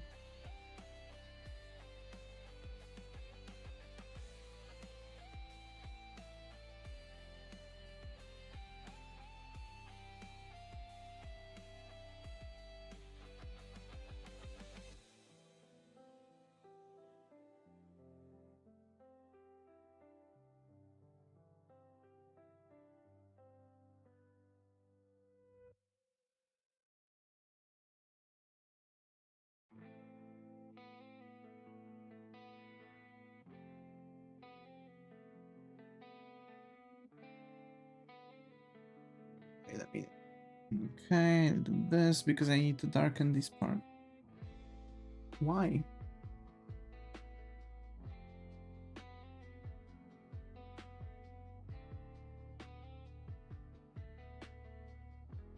Bro, I hate this.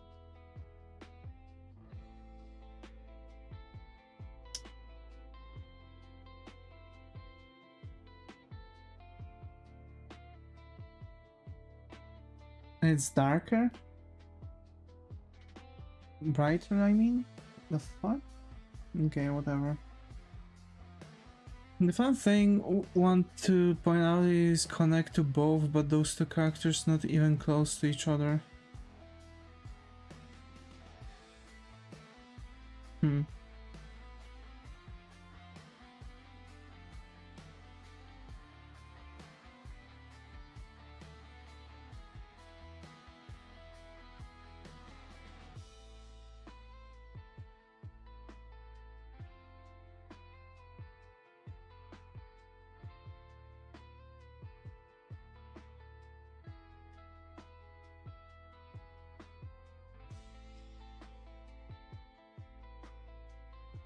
I should watch the Chainsaw Man, they say it's really good. Oh.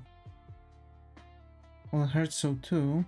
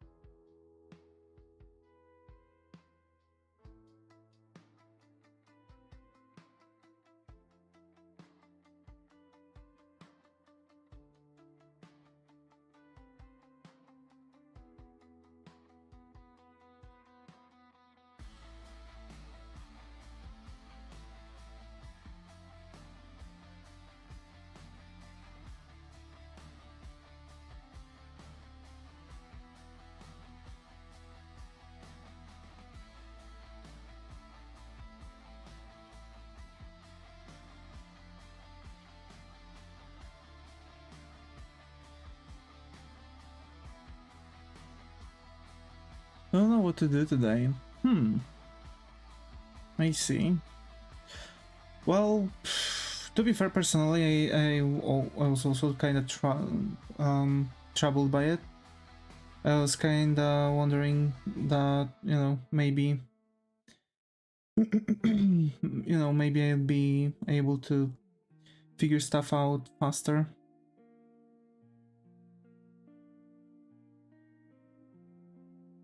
Have they already passed me reading 5 to 6 comics? Dear Lord. Like, for sure, I personally have to, like, finish those sketches that we have here. I have to work on the commissions, so that's for sure. I want to at least have the character designs finished and the sketch for last stage, you know, last step. We're finishing this sketch of Roboco. We are going to have another sketch of another character that will have to be done. But we'll see. We'll see. To be fair, I don't really feel well. Since morning, I am having some difficulties breathing.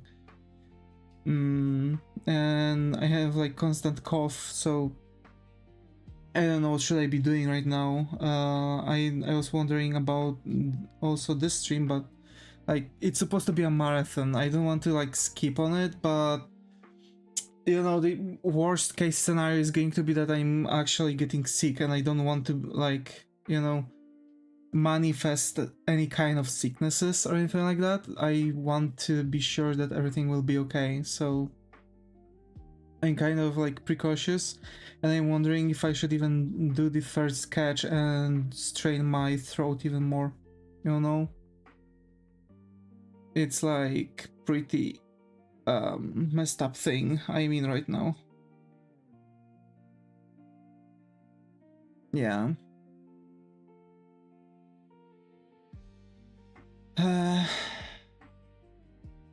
But to be fair, if I would take a break to and not really do the the 7 p.m. stream, I would most likely have more time to complete the commissions. I would most likely have more time to just finish those sketches in general, just, you know, to keep everything in check. You know, so it's like take a break. Yeah, that's what I'm feeling. You know, I really want to say I'm sorry for that, you know, because I've promised 3 streams. It's just I'm not in the right state right now.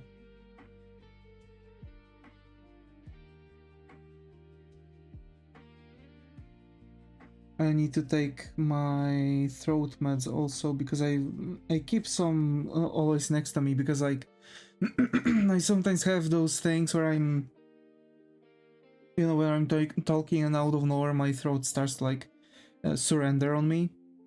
So that's the moment where I'm like, oh, actually, I think I've overdone it.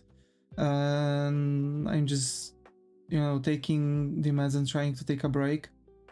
I've had a couple days where I had to like talk, looking good with the dark parts added. Yeah, that, you know, that's the general thing, right? Fuck, I hear that my voice is starting to, I'm starting to lose my voice again. And it's been like nearly 2 hours again. I guess it's like around, I'm currently in that state where that's my limit. Let's just try to finish those ASAP. But yeah, the you know, dark parts are like the more important element, right, of the sketches, because it's going to help us like comprehend things a little bit more. But like you know, I'm going to also add some textures and so on and so on and so on.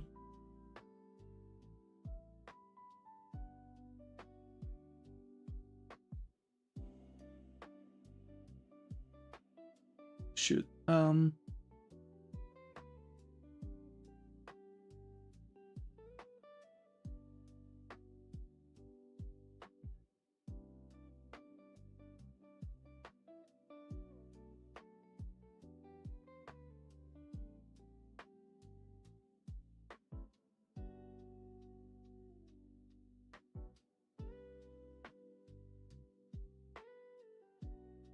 I guess that looks like camel. Kinda.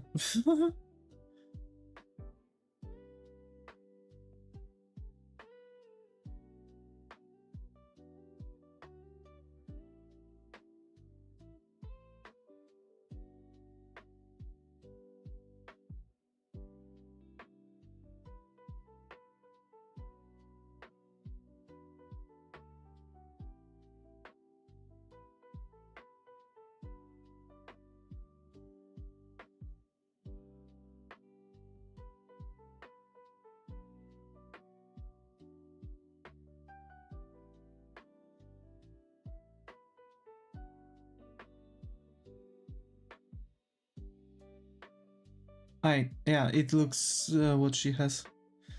Yep, it looks way better with darker parts added, to be fair.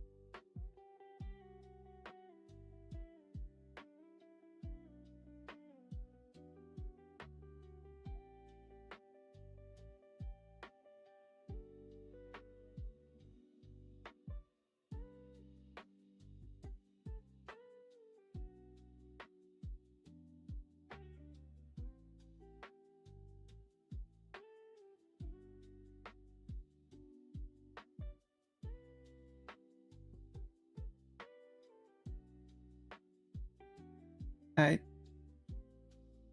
also, back to the Freerun. You know how Freerun was capable to like quickly spot Flamma's counterfeits because she knew that there are none of those, but someone had to use pen name ship of Flamma. I think it was actually Freerun who used it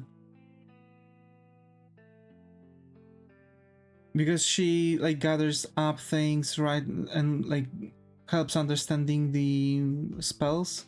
I guess she didn't want to use her name, so she genuinely just used Flamma's name. That's why she knows that all the Flamma's grimoires are just counterfeits, because she's the author of theirs, you know? So it's like she just gets her own grimoires, I guess.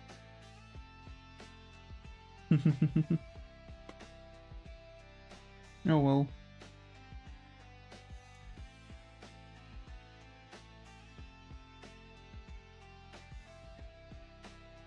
Nah, it's Flams. For real? Why she says that then those are counterfeits? Freerun says that Flamma never made anything like that.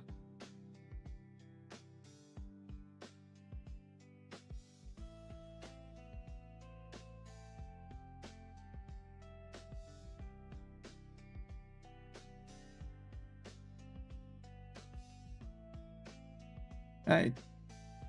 We finished Robocosan. Because Flans was a great mage who made notes of important stuff and a lot of people did fakes to sell them. Huh.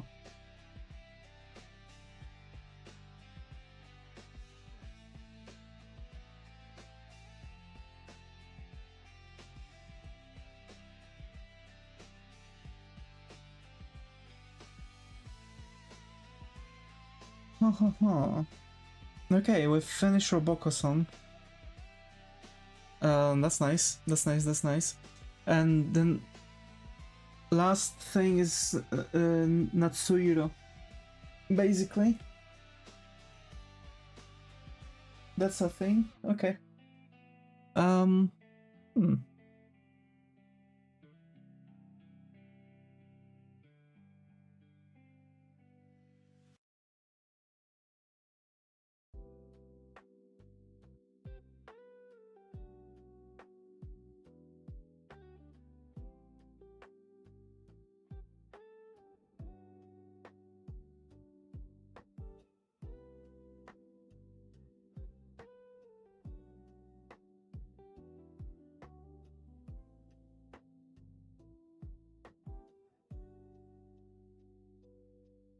Alright. So Robocosan finished. Let's make some quality control maybe. Robocosan, Urza, Robocosan. Okay, like first of all, Urza has a bit different face structure, but it's actually because Urza, you know, has like different face structure. But there are other things that I kind of I didn't really do, which are like connections of indentations, like for example here and here, and that like, okay, that's going to improve on it. So that's something I need to forget. I need to remember. So that's something I need to forget about. Yeah, Devi. Yeah, good one. Good one.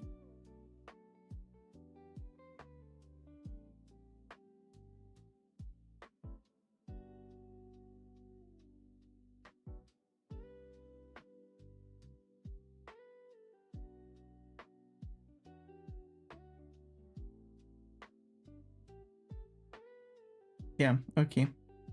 That should be enough. Your lines are messy. These lines? Yes, they are.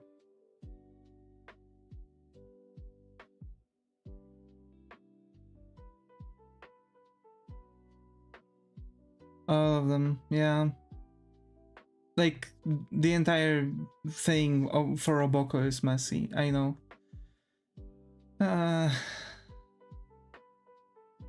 And a lot of lines are thicker. Erza has way thinner lines, and that's something I'm constantly forgetting about. Like the leg she lifted looks blurry.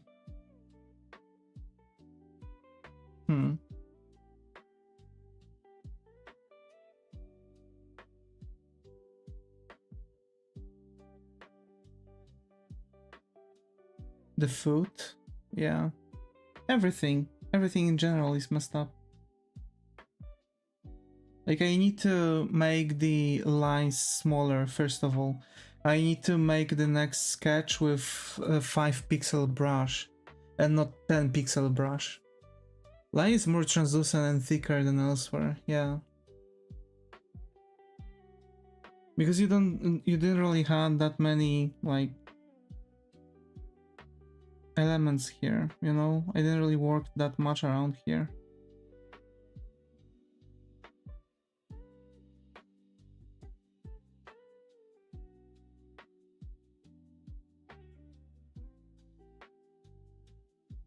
Yeah.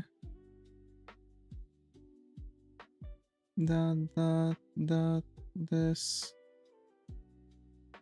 Okay. The delete mark on the top of the gloves and stuff. The what? What mark? There's no mark.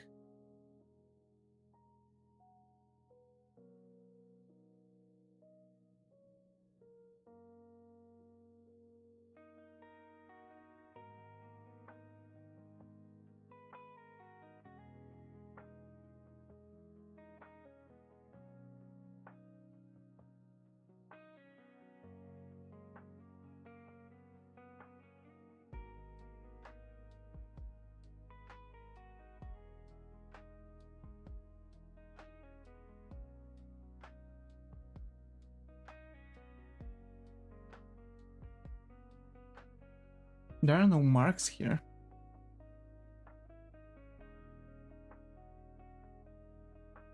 Alrighty, so let's call that one finished. I have to focus a little bit more on camera, send what I mean.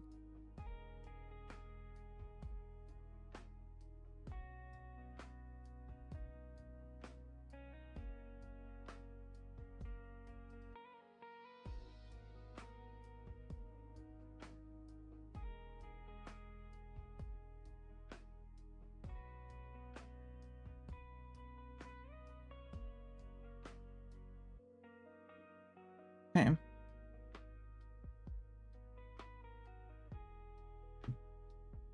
And again, too thick line. I'm just always finding myself with 10 pixels brush, and it's way thicker and it makes way darker lines because of this. Okay. Alright, I'm just going to call it done. Like how much you can try to progress with one thing. I guess it'll be that. Alrighty. So. Thanks GTA and thanks Zeka for being active in the chat on YouTube, on Twitch. Resolution is 1920 2417 with 72 dpi. I'm thinking about making this a bit bigger because I've used to have 300 resolution usually, like 300 dpi. So I'm thinking of making it actually 300 dpi and not 72. Because with 72 it's way more pain in the ass.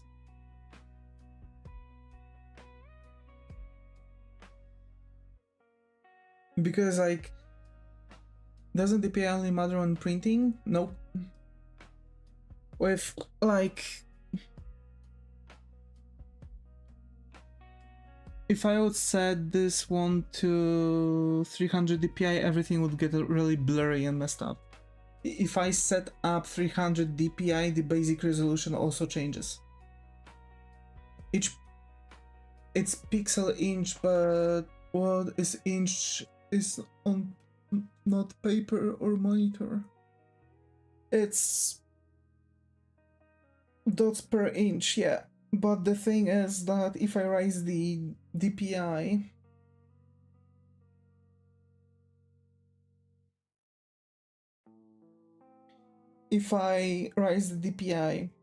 I'm getting way different resolution. Even if I set 300 dpi on that specific size, my lines are becoming smoother.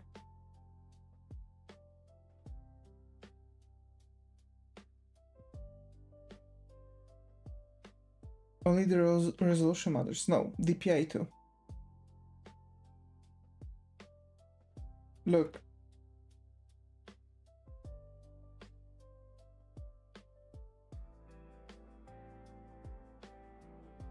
$300 DPI. And same like width and height, just 300 DPI. I'm taking 5 pixels. And look, I'm zooming in.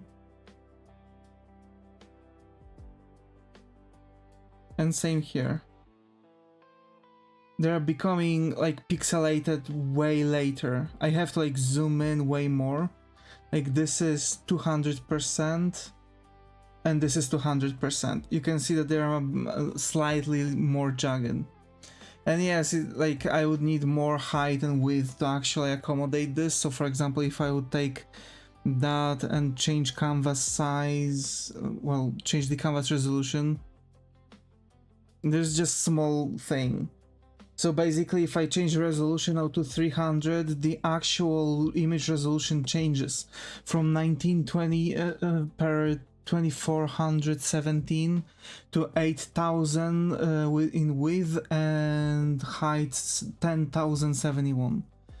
This is how actually the resolution also impacts the thing, because the scale changes to 4.17.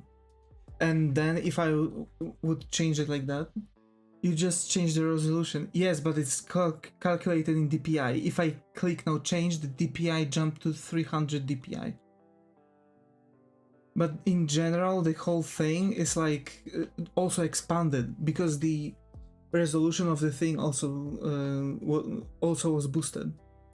So the thing is that sure, I can use it, and I guess this is something I'm going to do on the next one. But the issue being the sheer fact that if you change the resolution, it doesn't change the DPI. Yes, I can change my resolution to 8000 on 10,071 as I have right now, and keep it on 72 DPI. But if I change DPI, it changes the resolution too.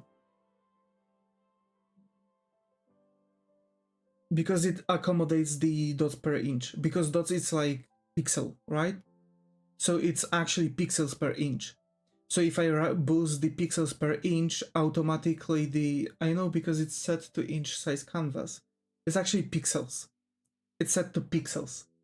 So if I from 72 DPI I'm changing to 300 DPI, it needs to accommodate more dots per inch. So it's actually taking the pixels and multiplies them by certain amount to accommodate the 300 dpi to ratio of that specific resolution. Set to pixels and dpi should not change the resolution. It did. I just did that. Image size. No, it's pixels. If I go to the change canvas resolution, I have width and height, but it's unit, it's pixels. It's not inches, right? But I can change resolution to 300 dpi and don't really change the number of pixels, then it doesn't impact the resolution I have. That's the only case when it dpi changes resolution. Just think about it.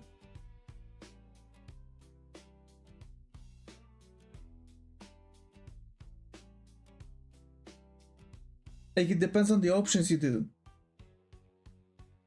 But like, the most logical and the best option for you is to increase the resolution with DPI, but you can change the units too. So I've changed the units of pixels because that's like the safest, because if I would change, my canvas is set in pixels in size and I'm changing it in inches, the change probably is going to be the same too, because it doesn't matter at that point if it's inch or pixel.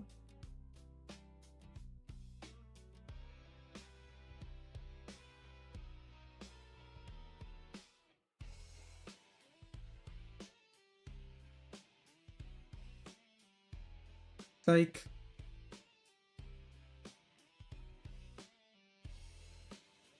I'm literally going into edit and I click on change image resolution. It changes the resolution, yeah, but I can actually affect the thing with the DPI. So I'm changing the resolution, DPI equal resolution print size, yes. But I can change the print size without changing the amount of pixels on the artwork. So for me, if I want to boost also the size of the canvas, and I know that, for example, 300 dpi works more or less, give or take, and to keep that ratio, I can also impact with the resolution the size of the width and height in pixels. But it changes the DPI then. Yes, but I can also impact the size of it. Also, DPI doesn't matter, yes. Yes, but it allows me to calculate more, give or take the scaling. It's only for printing, yes, yes. But it allows me to change the... it allows me to properly set scale to my canvas. Because now as I'm changing the unit of pixels along with the resolution, and I'm making it affect the size of my canvas, and now as I've on 300 dpi after the change, I've got 8000 in width, I'm switching it back to 72 and it changes back to 1920. Because it scales down. That's the thing. But the resolution itself doesn't really change, like DPI doesn't really change much. Maybe like there will be just different kind of blur out when you like make out the proper printing, and it might slightly affect the way how the pixels are merging together. DPI is the physical dot density printer does. It's just a number that gets how many pixels on how much paper. It does nothing while drawing. It can change the interpolation between pixels too. So like, for example, if it's bicubic, it has to change it to accommodate more pixels for printers. So then that's why it's like very small, not even noticeable. Resizing does the same. Yeah, but then I'm resizing it and accommodating more DPI. So it doesn't change it. That's the thing. What you just said is wrong.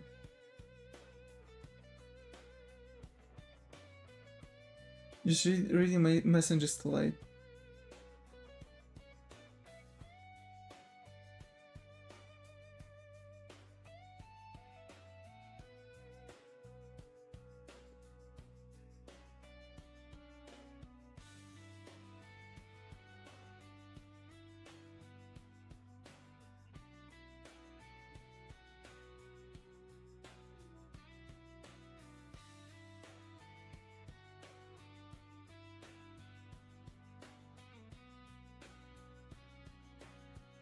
Only resolution matters.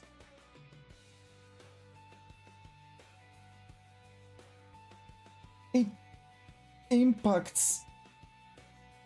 Okay, let me check. I've googled the thing and I'm on Reddit. So it makes an impact on digital painting, but mostly for printing, not for the art's quality on screen. It defines the physical size and sharpness of a print by telling the printer how many pixels fit per inch, with higher DPI meaning more detail and larger file size. For close-up viewing, the total pixels dimensions matter more for screen viewing for print.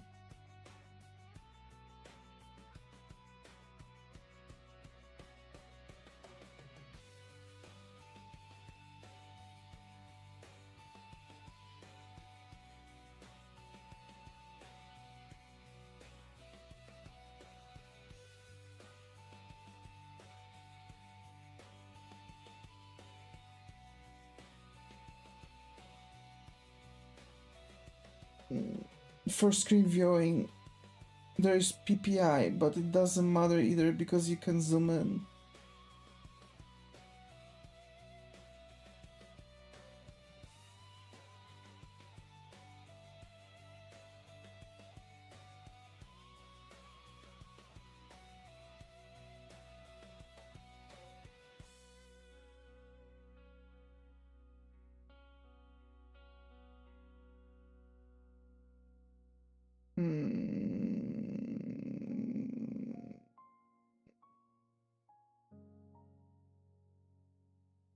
Oh, okay. But the thing that I did, it's okay. I see. What's that come from? The thing I do is impacting the thing. Because it's mostly allowing for better scaling of the pixels to like resize the image to how big in pixels the artwork would be in your current size, but it's like yeah.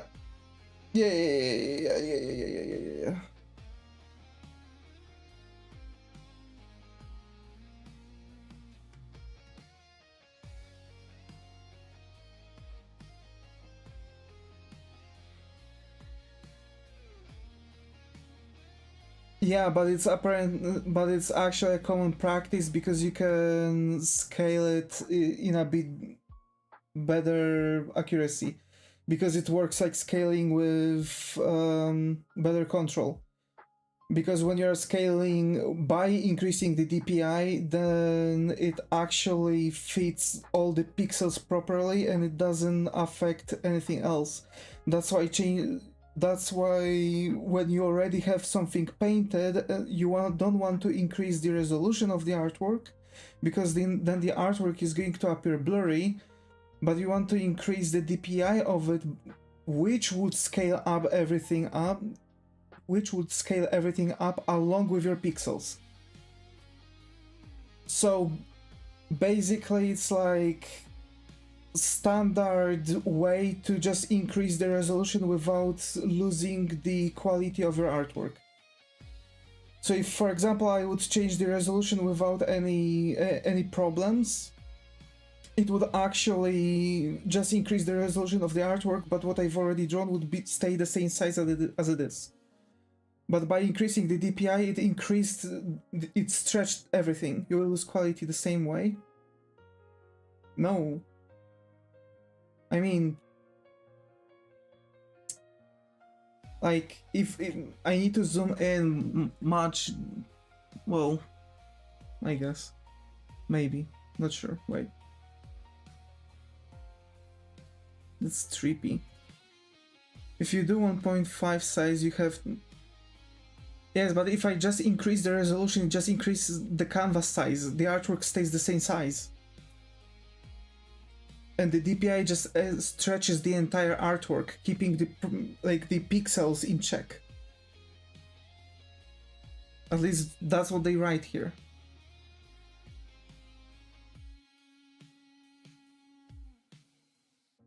Well, that doesn't really make sense for me. Doesn't upscale the picture when you resize? Yeah. Because I can just change the canvas size, but then I had to increase the artwork in size itself after upscaling the canvas itself. I have to stretch it, which breaks apart the artwork. The way how I do it is stretching the entire artwork. So that's the proper upscaling that you're talking about. That's what that was.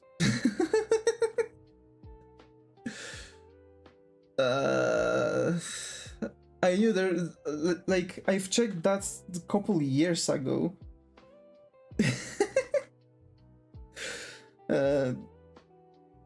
In Krita, there is increased canvas resolution and increased image resolution. Yeah, same here. Image resolution and canvas size.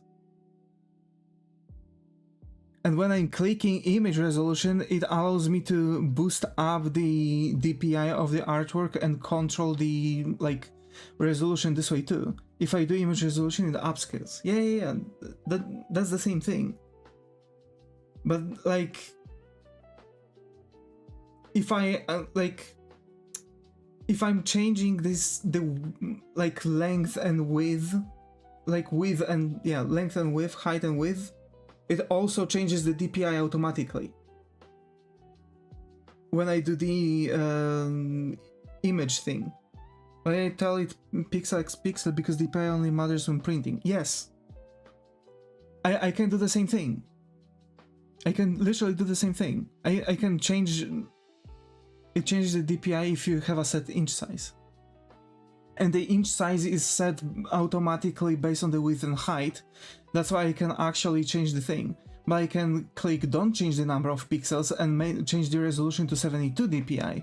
So it's not going to change the resolution, but if I hit this, it stayed the same width and length, but changed the resolution to 72 DPI now.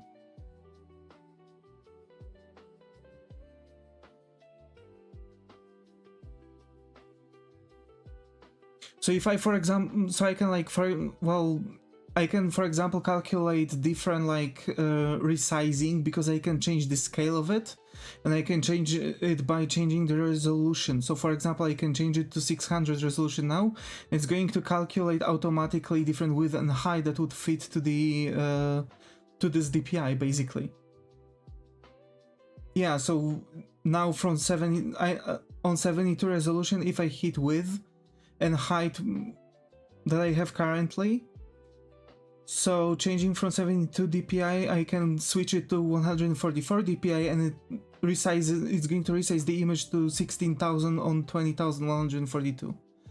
So I can literally manipulate also by the DPI size, which is going to give different measuring to keep the stuff. Also, I bet it's also for printing, because that way it's going to also keep everything in check for the sizing and retain the pixels and such, right? But then I can also change it by height and width, which is also a different kind of resizing, and I can just scale it up altogether. But if I'm changing it only works if the inch centimeter of the print paper is a locked number. I would assume it is, and if it matters, yeah. I assume it is somehow. I don't really go that deep into the insides of the software. Like I see that I'm hitting change canvas and it's going to resize the canvas itself. But I can change the image resolution and it basically like actually oscillates the entire resolution of the artwork around the DPI. It actually like focuses on the DPI, and I can change it to centimeter. I can change the unit that is going to be affected to centimeter, millimeter, inch, pixel, and point. So basically, now with that resizing, I can scale, but also while scaling, the resolution of DPI is going to also change with it. Like it's like, I don't know. I feel like it's very complicated at this. Yeah, and I can force out also like different smoothing. So I can keep the high accuracy, super resolution, smooth edges, hard edges, clear edges, and it like changes the blending, like the blending of pixels. To like bilinear, nearest neighbor, bicubic, and stuff. I'm back from training. Welcome back. Hi. So yeah, that's like, you know,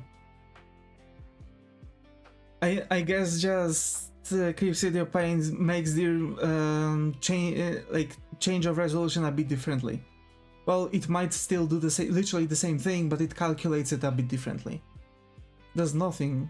Assume when you change. Yes, but in here the resolution scales with the DPI.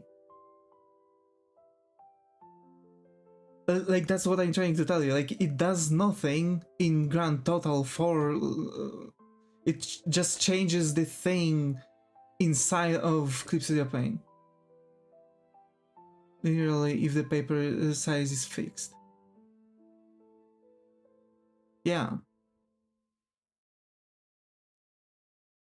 Well, like, literally, I can't change the resolution without touching DPI or locking the height and width, but then I can still change the DPI resolution. It's the only thing that matters. It's just a side effect. Yes, but I believe that Clip Studio Paint is making changing the resolution as a side thing of DPI because it calls DPI the resolution.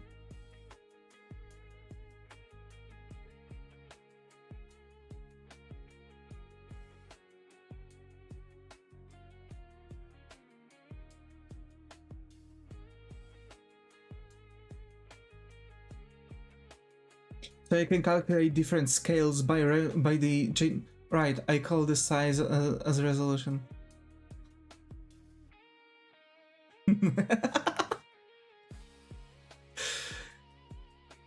So like in grand total, like I do change pixel by pixel size, yeah.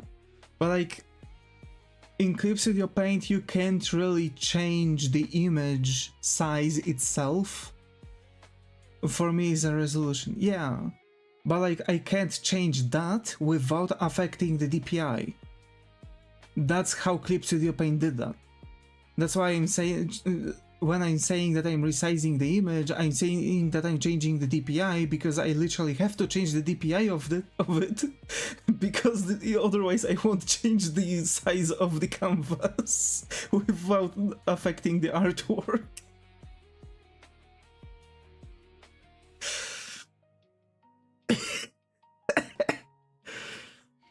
Bro, that sucks. It will affect it.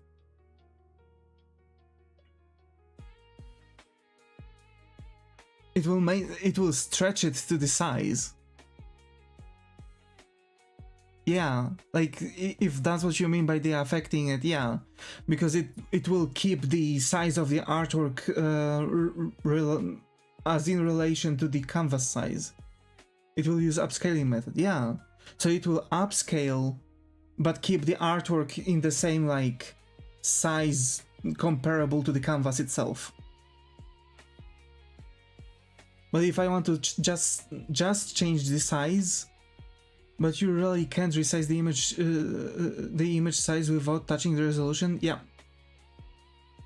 Yeah, I cannot. It automatically changes it. to change the canvas, to change the size without affecting the resolution, I have to change the canvas size, but that will mean that the artwork is going to stay the same like size as it is, pixel-wise, which will mean that, for example, the canvas is going to be smaller or bigger. It's not image size, yes. So, like, the only thing to, like, affect the size itself, like, you know, pixel by pixel, is to change the canvas size. But if I want to just upscale everything, I have to change the image size, which requires from you to change the DPI of the artwork. It requires from you. You can't just skip the resolution itself. That's why it's like, you know, that's why I'm always saying that I'm changing the DPI itself. Because then I'm resizing the image. I'm upscaling the image itself. It's an important number. Yeah. But it's like one of those TF2 memes. I'm too stupid to know the difference between canvas and image, so I'll just say it's okay. So canvas is just the area for you to draw on, while image size is your total artwork size. So if you change the image size, not only your canvas size changes, but also your artwork is going to accommodate to the change to stay like the same, like pixel by pixel size accordance to the canvas size.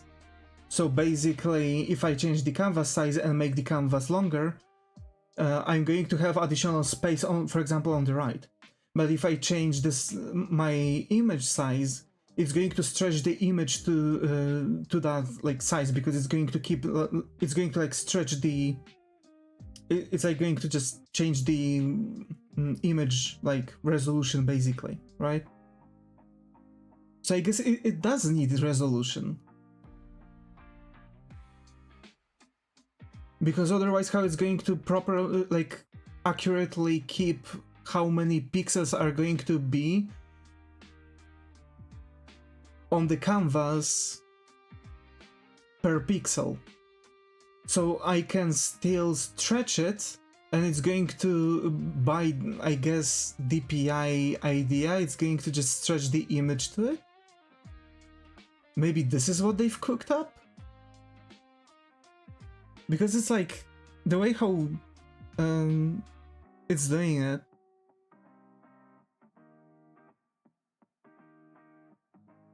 Yes, okay, and I have literally the same options. It's change image resolution and change canvas size. And if I click change image resolution, I get the pop-up window change image resolution, which has possibility to change the width of it, possibility to change the height of it, possibility to change the scale of it, change the interpolation method, and I can click don't change number of pixels, resolution and unit. That's the entire window I get after hitting change image resolution.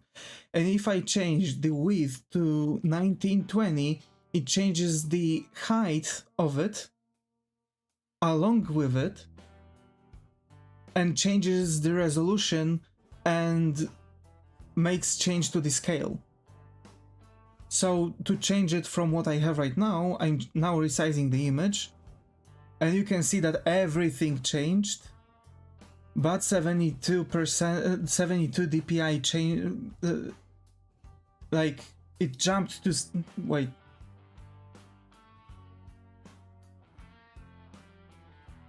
It's 72 DPI now. I've had like 144. You help me realize digital art.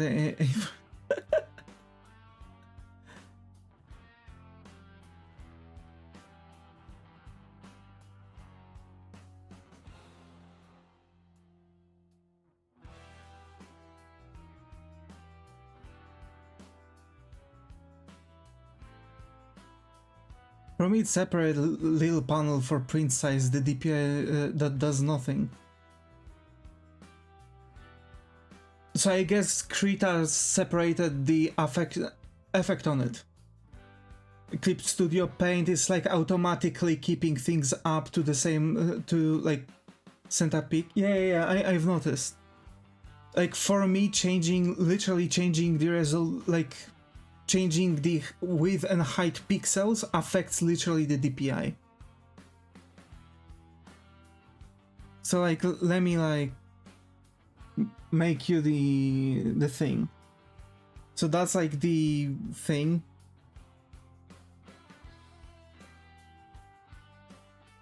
And now I'm changing it to like just scale ×2, right?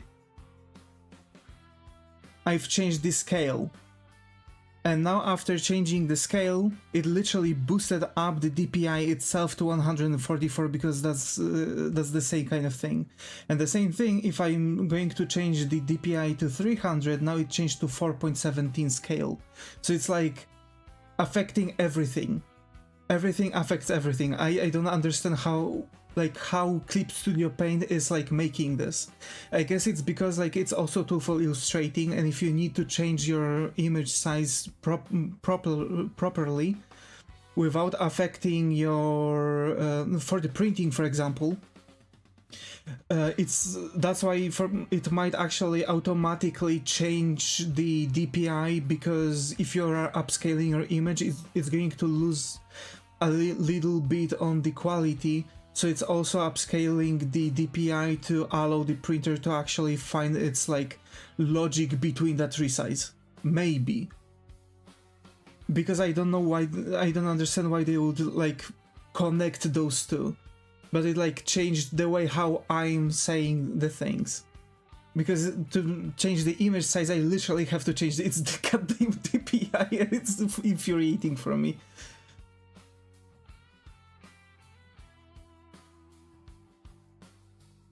Changes for me too.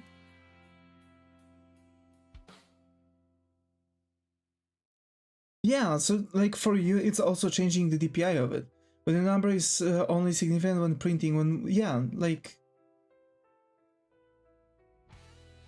You set pixel size and your DPI will only change the centimeters? To be fair, like yes, but I've noticed that my brushes are also acting differently depending on the DPI. I believe there has to be like small change also in Clip Studio Paint. Probably because of the way how Clip Studio Paint affects the image stuff and such. It affects also my brushes.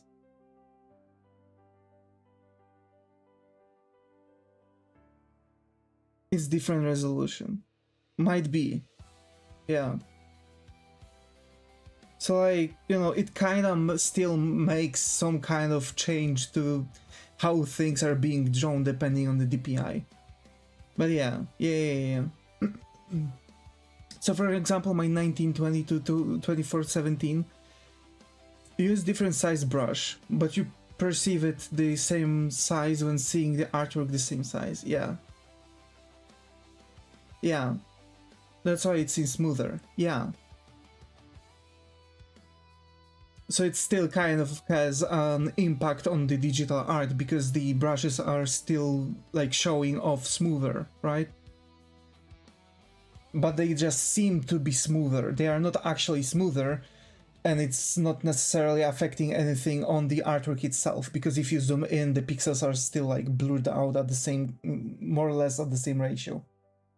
Although when I've changed to be fair, when I've changed the thing to 300 DPI, it felt like the pixels are started to be... It's because the resolution is higher and you zoomed out more and using bigger brush. Might be.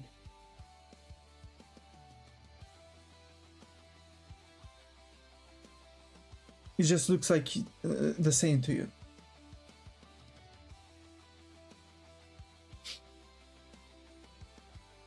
It's smoother that way.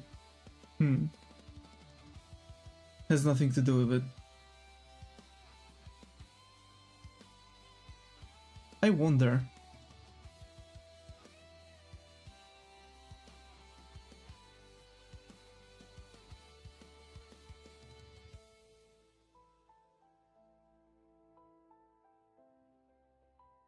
yeah, whatever.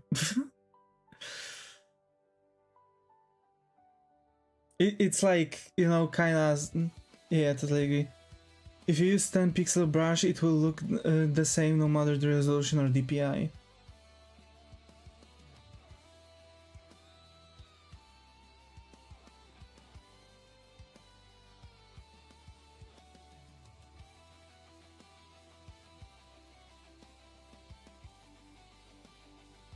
Wait. I'm making 10 pixel, actually 25 pixel brush. I want to see the pixels faster. So I'm making that, and now I'm on 36.7% zoom, and I'm zooming in. And I'm starting to see, like, pixels at 200% with 72 DPI. Actually, 72 DPI needs from me. Actually, 72 DPI requires from me to zoom into 400% to see the pixels. So, like, as if the zoom number doesn't matter. But, like, literally just, I've just checked. Look at the line size on the screen. Yes, but, like, the smoothness of the line compared to the size is like that's what I'm talking about. So like how close to the image I can zoom in for the details to see the to start seeing the pixels, because the moment I see pixels, that means I'm most likely way too close. And for some reason, wait, maybe I'm just going to make a line like this.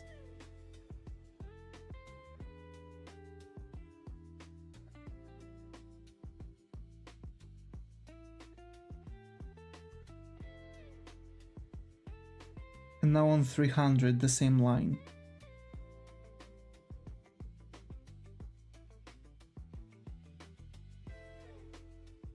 I don't know, I might have something with my eyes. In 300 DPI they seem like the pixels seem rougher. Like it's more jagged on 200 pixels than the 72 DPI. It's the same, might be. Might be. I don't know. For some reason I have like a, yeah, nah, I don't know.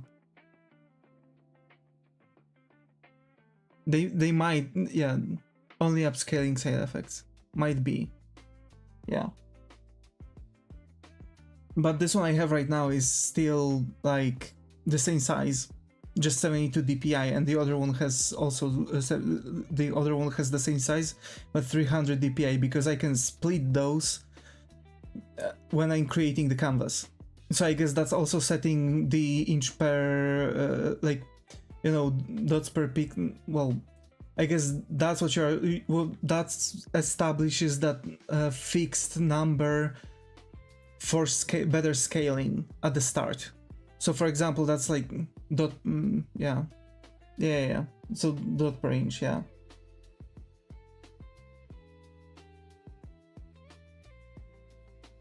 But for some reason, like, I don't know.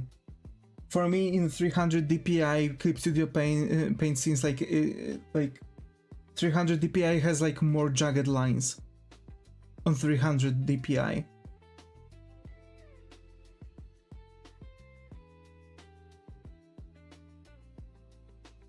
That's weird. But I might be like totally wrong, and they're actually the same. I've been drawing from the entire day, and my eyes are most likely just messed up, and they are making up things. And I've never really talked about that topic to notice that. I guess I just, you know, see if, you know, I'm actually like mad or not. But it doesn't mean that I'm going to change the image resolution, and I guess I'm just going to boost it with resize the image by selecting the option of DPI 300 to get 4.17% scale of the image and get the width of 8000 pixels and height of 10,071 pixels to make the artwork bigger and allow me for like zooming in closer and giving me more elements. You're just upscaling the image and using bigger brush, yeah. But like, it's the details that I'm talking about. Because I'm used to use 10 pixels brush no matter what. 5 pixel brush was always too small for me. So I'm catching myself constantly on coming back to the 10 pixel brush, even though I should be downscaling to 5 pixel brush for lower resolution. So basically on my original I should be using 5 pixel brush for the same effect as if on that size of canvas using the 10 pixel brush, because it's like just larger in the scale. So if I'm going to do that, I'm going to get the like the size of the lines that I want, which would be 5 pixels for the previous size of the image basically. That's where I was going with that entire thing. Using 10 pixels on a 2x size image will be smoother, yes. Yeah, that's then using 5 pixel brush, yeah. That's like what I'm trying to, you know, that's why I wanted to resize the entire image, right? I was kind of keeping with it because the art, like, I wanted to keep everything smaller. I wanted to keep everything smaller for the safekeeping, because actually it was at some point easier. Then it screws up when you use a set brush size. Yeah. It's like, I don't know. It's just bizarre, like, thing. To be fair, I might be convinced that Clip Studio Paint is just like using the things a bit differently to always keep the best print size, you know? Brush size shouldn't be changed proportionally when you change resolution.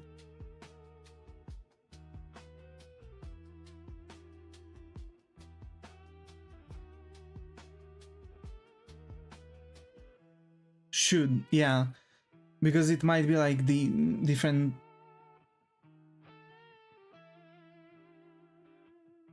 engine for it.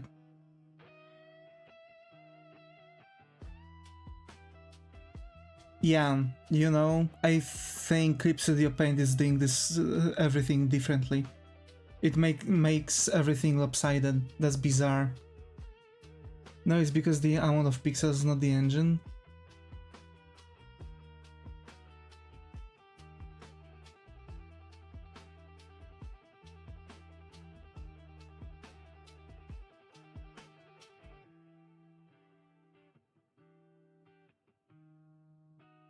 When you upscale, you are zoomed out more.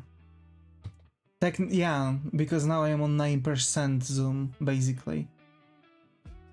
So I have like zoom out like really a lot. Yeah, that makes sense.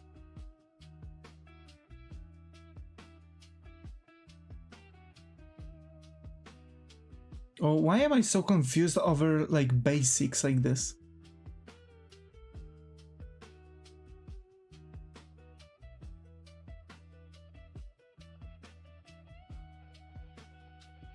Yeah, I think I really need a break.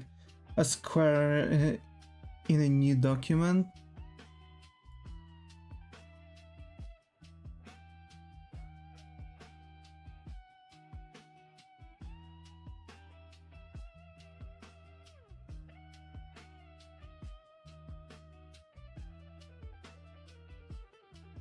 And zoom to fit the screen.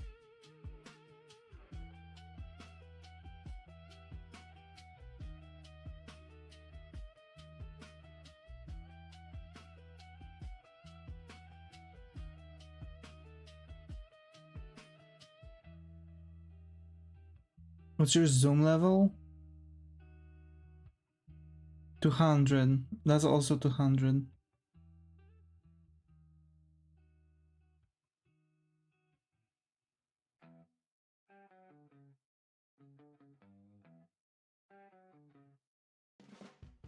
change the DPI to double.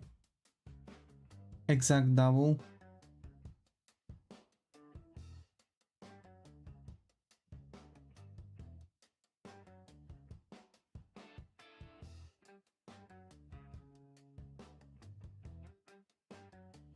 Just the DPI, or you want me to change it with...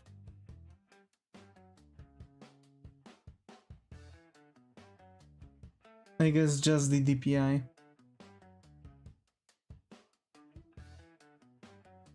And that's the 200. It will change the resolution no matter what.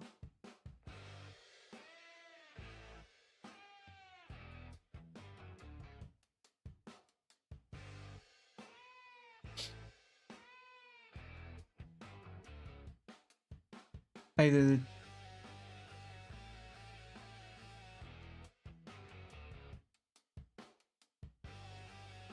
The zoom level is linear with the resolution. Notice it.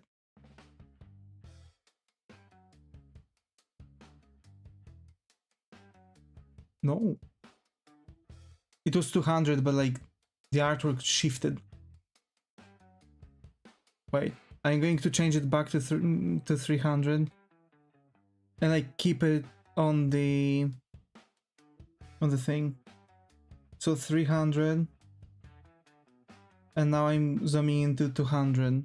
Now again, image resolution 600. It's still on 200. It doesn't matter if it shifts. It looks the exact same. Yeah, on 200%.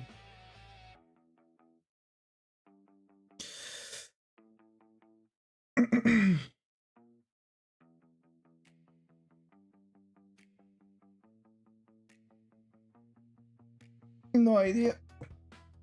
So this, it feels like some are some DPI are generating like more lower opacity pixels, and some are producing less lower opacity pixels. So basically it's creating like harder pixels in general while using the same brush. But it's like, it seems like it's because the upscaling method.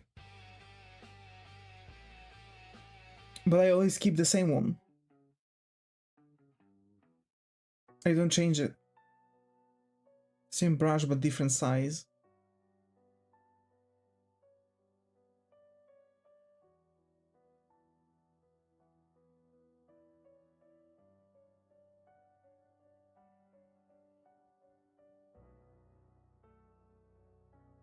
Are you upscaling when you change DPI? Most of the times, but there were times where I was literally just changing DPI and it's not a question. Also, you are upscaling when you change DPI? I don't have to. Like when I was doing the thing with the square, I didn't upscale. Look, that's the 20 pixel line. It's 300 DPI, right? That's the 200%. No, look, it's 200% zoom now, right? I'm zooming into that like line.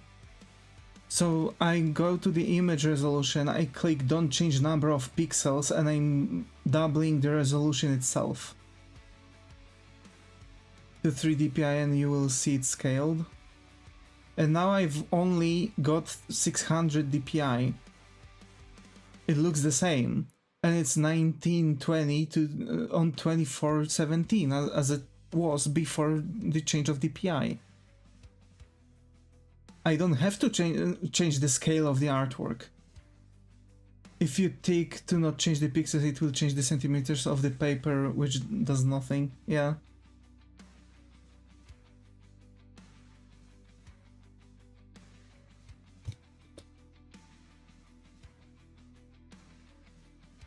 But now I've made the line next to it. Wait, I've done this one on like harder.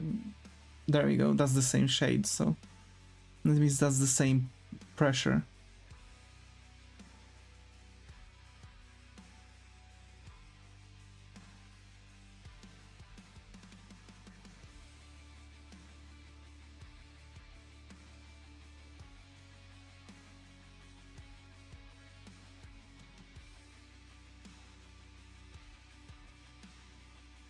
Like this and this are like the same, you know, like the same root for it. And this one, which was made with 600 dpi, has like slightly more like full colored pixels than this one, because like look at that edge, which is supposed to be more or less the same. And this one has much less. There are similarities. You're talking about resolution for 20 minutes. However you want, and do a third line or resolution. Okay.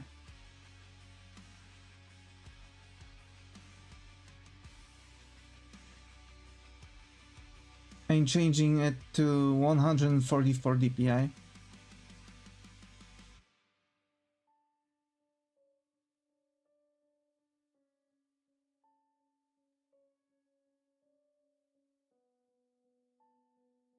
The same size brush, same size.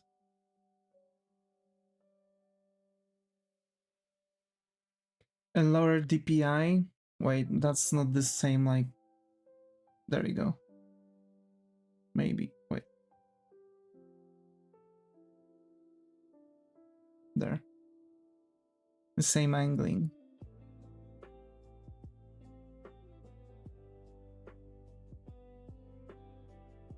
And that would be the element, basically. And that also seemed to have even more half opacity pixels than this one.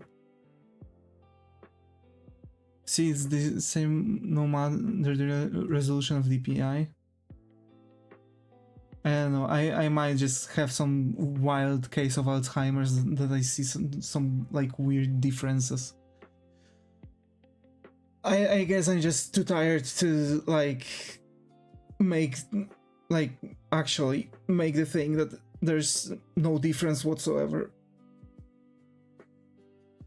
Okay. So folks, thanks GTA and Zega for being active channel on Twitch. I'll see you all in the next one.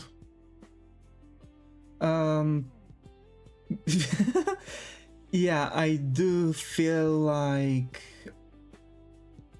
that's the thing. I'm not sure if I should be doing the next stream. Like, I literally feel like my eyes tomorrow. You know what? Yes. I think tomorrow at 7 p.m. CT. I didn't really do the plan yet, but I wanted to make a break that day, but I'm going to actually push this stream that's supposed to be at 7 for tomorrow. And basically we're just going to try to like fill out rest of the sketches, if that makes sense. It's just, you know, I don't think my eyes are in the proper shape right now. Hopefully it's not going, like, that change is not going to influence my entire schedule and stuff. So yeah, stay creative folks, and I hope to see you all in the next one.